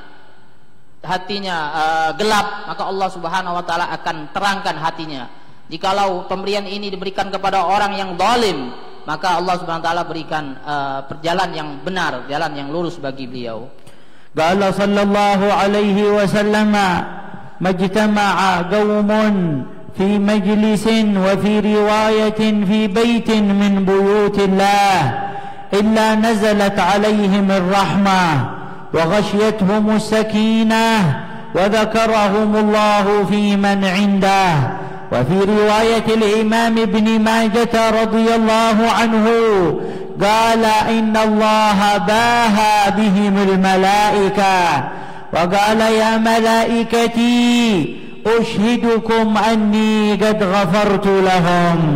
Katakan oleh Rasulullah SAW, tidaklah berkumpul di satu tempat, satu masjid, satu majlis ta'lim, kecuali Allah Subhanahu wa taala akan meliputi mereka-mereka yang hadir pada saat itu dengan rahmat Allah Subhanahu wa taala. فيا رب يقسم لنا ولكم أجمعين من هذه النفحات ولا يخرج الواحد منا ومنكم من هذا المجلس إلا وقد تنور قلبه بنور النبي محمد. Ya Allah, berikanlah kepada kami, kepada kita, bahwasanya dari pemberian-pemberian yang mana tidaklah keluar kita dari majlis ini kecuali diberikan taufik dan hidayah daripada Allah Subhanahu wa taala. ألا وإن مما يسر قلب النبي محمد أيها الأحباب أن نتخلق بأخلاقه وأن نتأدب بآدابه وأن نغرس فينا وفي أولادنا وفي ذرارينا نغرس فيهم سيرة هذا الحبيب محمد. Termasuk hal yang dapat menggembirakan Nabi Muhammad SAW, kita berakhlak, kita beretika seperti etika Nabi Muhammad SAW, dan menancapkan dalam hati kita akhlak Nabi Muhammad SAW sehingga kita dapat mengajarkan kepada keluarga kita tentang akhlak Nabi Muhammad SAW. Ala wa innahu qala sallallahu alaihi wasallam aqrabukum minni manzilan yawmal qiyamah ahasinukum akhlaqa.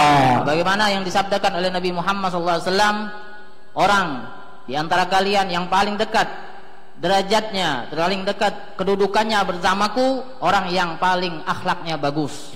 Qala sayyiduna al-imam al-Haddad alaihi rahmatullah tabaraka wa ta'ala, innana lanaghrisu fil murid alladhi yurid tariq al-akhirah نغرس في قلبه الخلق في السنة وفي السنتين وفي الثلاث سنوات حتى يصير قلبه كله أخلاق محمد. Dikatakan oleh Imam Al-Habib Abdullah bin Alwi Al-Haddad, kami mengajarkan kepada murid-murid, kepada tilmid murid-murid kami tentang akhlak Nabi Muhammad SAW. 1 tahun, 2 tahun, bahkan 3 tahun, sehingga mereka terpenuhi dengan akhlak Nabi Muhammad SAW. Wa inna akhlaqan Nabi Muhammad tabki لفقدانها ولعدم وجودها في بيوتنا وبيوتكم وفي تعاملنا وتعاملكم.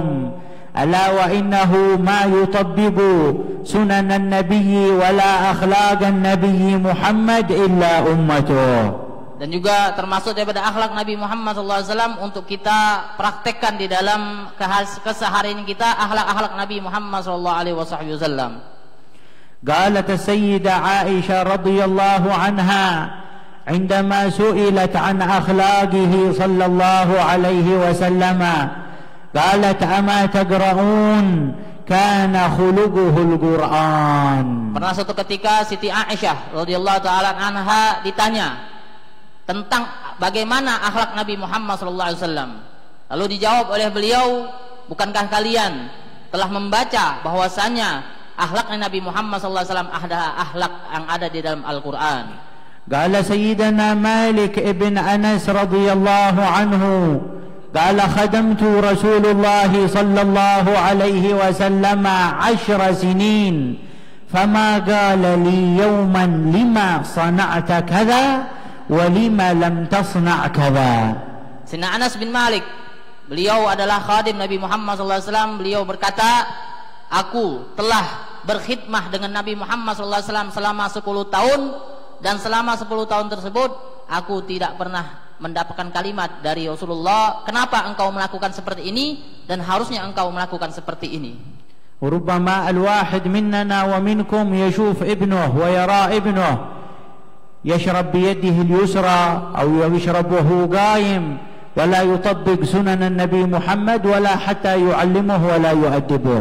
Mungkin terjadi dalam diri kita, di dalam kehidupan kita, di antara anak-anak kita ketika mereka makan ataupun minum dengan tangan kiri, namun kita tidak menegur mereka dengan akhlak Nabi Muhammad SAW dengan minum tangan kanan. فإنما الأمم الأخلاق ما بقيت فإن ذهبت أخلاقهم ذهبوا نسأل الله السلامة والعافية. Sedangkan akhlak Nabi Muhammad SAW tetap ada, akan tetapi orang-orang yang berakhlak itu mungkin akan hilang. قال سيدنا الإمام الشافعي رحمه الله تبارك وتعالى اجعل علمك ملحا وأدبك دقيقا. Dikatakan oleh Imam Asy-Syafi'i radhiyallahu taala anhu, beliau berkata, jadikanlah ilmu itu seperti garam, sedangkan akhlak itu seperti gandum. اجتمعتم في هذا المجلس لتفرحوا برسول الله صلى الله عليه وآله وصحبه وسلم. Kalian berkumpul di sini untuk menyenangkan hati Nabi Muhammad sallallahu alaihi wasallam. وما أعظم الفرح برسول الله أيها الأحباب لمن عرف قيمة الفرح. Alangkah indahnya, alangkah besarnya, alangkah agungnya kegembiraan Nabi Muhammad SAW jikalau kita mengetahuinya. قال سيدنا الحبيب علي بن محمد الحبشي رحمه الله معنى فرح بالنبي عسى علينا يدوم. Dikatakan oleh Al-Habib Ali bin Muhammad Al-Habsyi, bersama kami Rasulullah SAW, dan kami minta kebersamaan, kegembiraan ini selalu ada bersama kami. قال سيدنا الحداد رضي الله عنه قال إننا كنا نشم رائحة ميلاد النبي محمد قبل دخول الشهر بشهر كامل. Dikatakan oleh Imam Al-Haddad,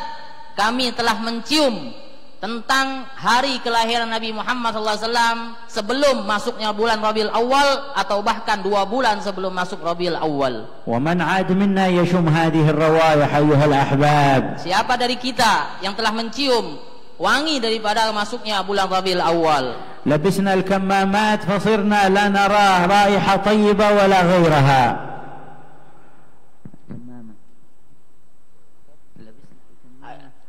Nah, kita sudah menutup mulutnya kita sebagaimana yang telah diajarkan. ولكن عسى ربي يمن علينا وعليكم بأن نشم روائح هؤلاء القوم الكرام. Tapi kita minta kepada Allah Subhanahu wa taala, semoga kita mencium sebagaimana yang mereka cium daripada wangi-wangi daripada mereka-mereka. وإننا مما نوصيكم به أيها الأحباب في هذا المجمع.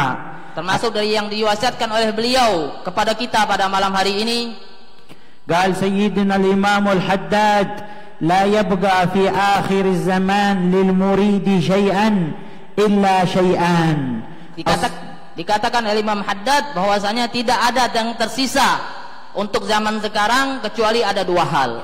الصلاة على النبي محمد صلى الله عليه وسلم والاستغفار. Yang pertama adalah salawat kepada Nabi Muhammad SAW, yang kedua adalah beristighfar kepada Allah Subhanahu wa taala. فقد قال صلى الله عليه وآله وصحبه وسلم من صلى علي 10 في الصباح و10 في المساء أدركته شفاعتي يوم القيامة. Dikatakan oleh Nabi Muhammad SAW bahwasanya siapa orang yang bersalawat kepada Nabi Muhammad 10 hari pagi hari, 10 hari pada sore hari, maka ia akan mendapatkan syafaat daripada Nabi Muhammad SAW. فإن فيها الشأن العظيم والخير العظيم والنور الكبير. Karena kan di dalam salawat itu ada kebaikan serta cahaya yang sangat agung di sisi Allah Subhanahu wa taala. ومن كان مواظب على ورد سيدنا الإمام الحداد فقد جعل فيه 10 في الصباح و10 في المساء. Siapa orang yang mendawamkan daripada ratib Al-Imam Al-Habib Abdullah bin Al-Haddad, maka ia telah mendapatkan 10 pagi hari dan 10 hari di sore hari. والشيء الثاني الاستغفار أيها الأحباب. Dan hal yang kedua adalah istighfar, wahai para pencinta. قال سيدنا أبا هريرة رضي الله عنه وأرضاه إننا كنا نعد لرسول الله صلى الله عليه وآله وصحبه وسلم في المجلس الواحد 70 مرة وفي رواية 100 مرة من أستغفر الله وأتوب إليه. Katakan oleh oleh salah satu sahabat Abu Hurairah radhiyallahu taala anhu, kami menghitung-hitung dari pembacaan istighfar dari Rasulullah SAW setiap harinya 70 kali atau bahkan 100 kali daripada astaghfirullah wa atubu ilaih. هذا وهو ما أذنب ذنب واحد ويستغفر في اليوم 100 مرة، فما بالك بنحن من نعصي الله تعالى ليل نهار، فكم لنا نصيب من الاستغفار أيها الأحباب.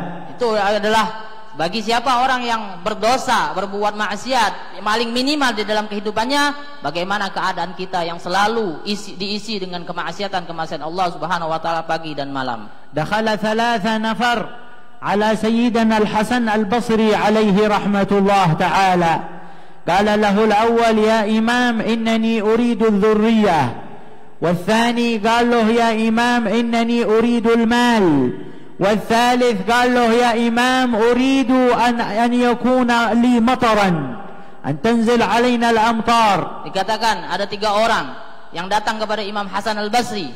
Mereka meminta hajat-hajat mereka masing-masing. Yang pertama ia meminta bahwasanya dia pengen keturunan. Yang kedua meminta untuk dibanyakan hartanya. Yang ketiga hujan diturunkan olehnya. فأوصى كل واحد من هؤلاء الثلاثة بأن يكثر من الاستغفار.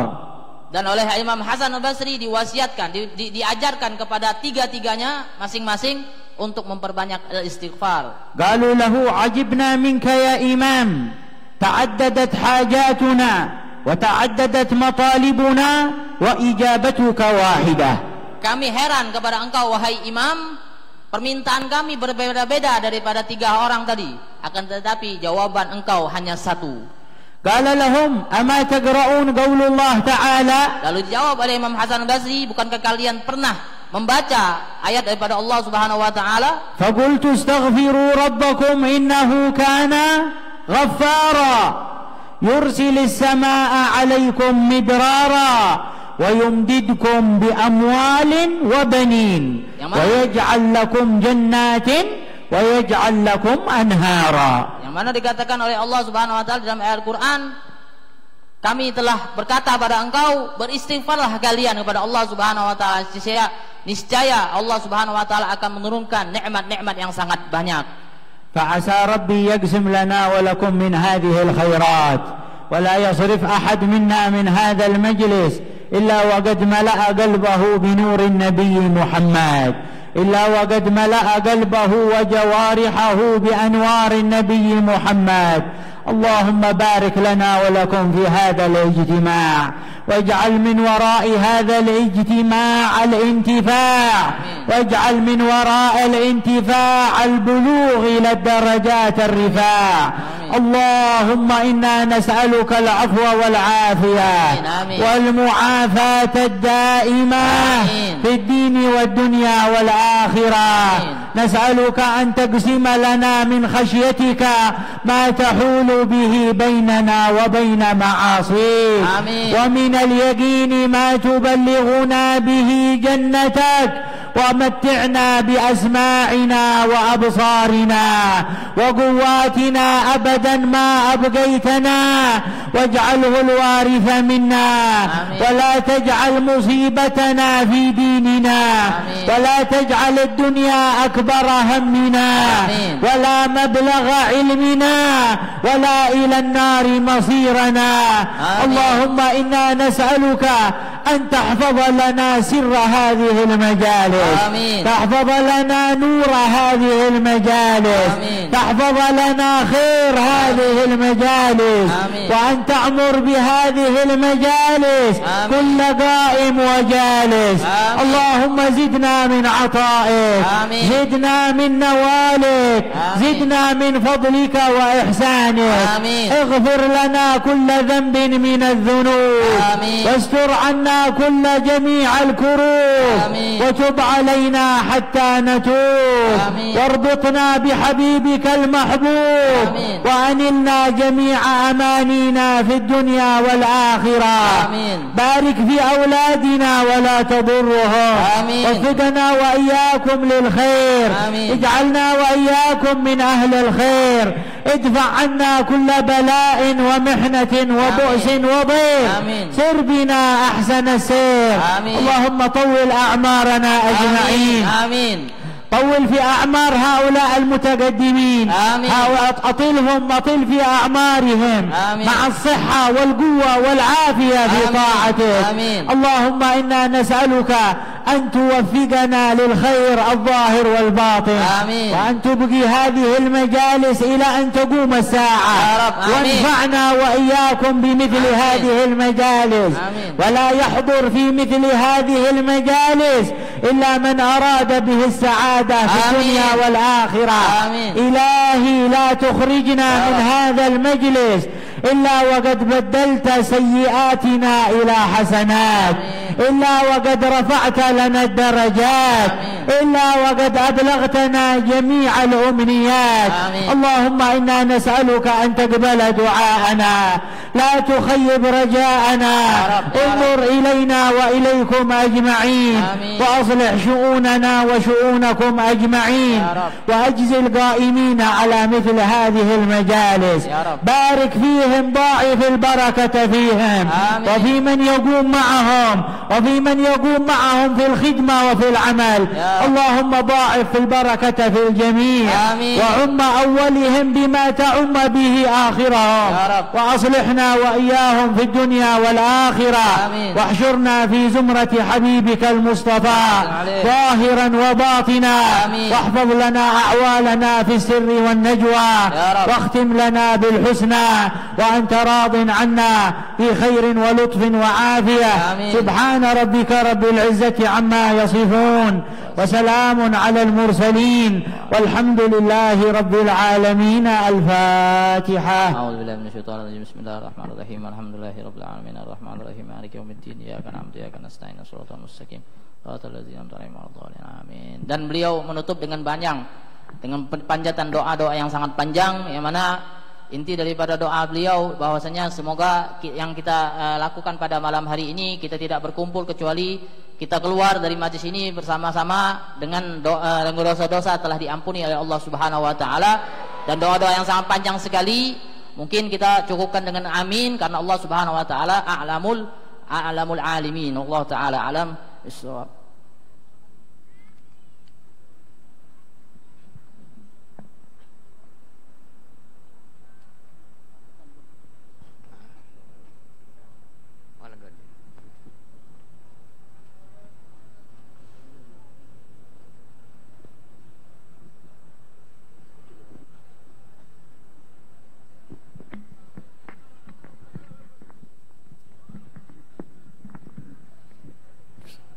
Bismillahirrahmanirrahim. Alhamdulillah rabbil alamin. Allahumma salli wa sallim ala sayyidina Muhammadin wa ala alihi wa sahbihi ajma'in. Walamma nadhara fikri min darul awsafil muhammadiyati uquda, tawajjahtu ila Allah mutawassilan bi sayyidi wa habibi Muhammadin sallallahu alaihi wasallam ay yaj'al sa'i fihi mashkura wa fi'li fihi mahmuda, ويكتب عملي في العمل مقبولا، وتواجهي في تواجهات الخالصة وصلات الموصولة. اللهم يا من إليه تتوجه الآمال فتعود ظافرا، وعلى باب عزتي تحد الرحال فتغشاها منه الفيوضات الغامرة. نتوجه إليك بأسراف الوسائل لديك سيد المرسلين عبدك الصادق الأمين سيدنا محمد الذي أمت رسالته العالمين، أن تصلي وتسلم على تلك الذات الكاملة مستودع أمانتك وحفيظ سرك وحامل راية دعوتك الشاملة على بالأكبر المحبوب لك والمخاصة بشرف الأفخار في كل موطن من مواطن القرب ومزهر قاسم إمدادك في عبادك وساقي كؤوس إرشادك لأهل بدادك سيد الكونين وأشرف الثقلين العبد المحبوب الخالص المخصوص منك بأجال الخصائص. اللهم صل وسلم عليه وعلى آله وأصحابه ولحضرة اقترابه من أحبابه. اللهم إنا نقدم إليك جاه هذا النبي الكريم، ونتوسل إليك بشرف مقامه العظيم، أن تلاحظنا بحركاتنا وسكناتنا بعين عنايتك، وأن تحفظنا في جميع أطوارنا وتقلباتنا بجميل رعايتك وحسين وقايتك، وأن تبلغنا من شرف القرب إليك وإلى هذا الحبيب غاية آمالنا، وتتقبل منا ما تحركنا فيه من نياتنا وأعمالنا، وتجعلنا بحضرة هذا الحبيب من الحاضرين، وبطرائق اتباعه من السالكين، ولحقك وحقه من المؤدين، ولأهدك من الحافظين. اللهم إنا لنا أثمان برحمتك الخاصة فلا تحرمنا، وزنونا جميلة هي وسيلتنا إليك فلا تخيبنا. آمنا بك وبرسولك وما جاء به من الدين، وتوجهنا به إليك مستشفعين. an tuqabilal mudhniba minna bil ghufran wal musii'a bil ihsan wasaila wal mu'ammila bima ammal wa anta ja'alana mimman nasara hadzal habiba wa wazara wa walahu wa dhahara wa umma barakatihi wa syaribi bi jihadi auladana wa walidina wa ala gutrina wa wadina wa jami'al muslimina wal mu'minina wal mu'minat fi jami'il jihad wa adim rayat ad-din al-qawim fi jami'il aqtar mansyura wa ma'alim al-islam wal iman bi ahli ma'mura mana wa sura واكسب اللهم كربة المكروبين واقض دين المدينين واغفر للمذنبين وتقبل توبة التائبين وانشر رحمتك على عبادك المؤمنين أجمعين واكفي شر المعتدين والظالمين وابزد العدل بولاد الحق في جميع النواحي والأقطار وإيدهم بالتأييد من عندك وناصر على المعاندين من المنافقين والكفار واجعلنا يا ربي في الحسن الحسين من جميع البلايا واجعلنا يا ربي في الحسن الحسين من جميع البلايا واجعلنا يا رب في الحسن الحسين من جميع البلايا وفي الحرز المكين من الذنوب والخطايا وأدمنا في العمل بطاعتك وصدق في خدمتك قائمين وإذا توفيتنا فتوفنا مسلمين مؤمنين واختم لنا منك بخير أجمعين وصلي وسلم على هذا الحبيب المحبوب للأجسام والأرواح والقلوب وعلى آله وصحبه ومن إليه منسوب وآخر دعوانا أن الحمد لله رب العالمين سبحان ربك رب العزة عما يصفون وسلام على المرسلين والحمد لله رب العالمين. الفجر بحقي وبجيش الرسول صلى الله عليه وسلم. الفاتحة.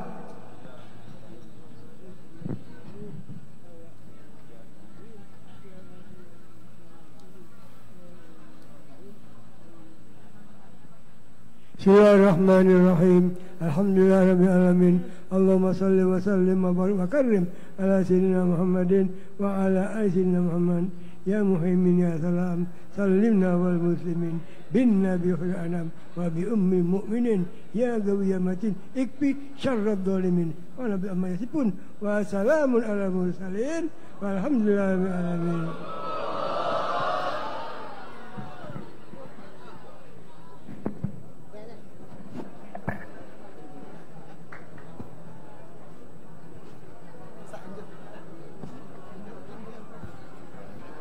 Kami umumkan sekali lagi bahwasannya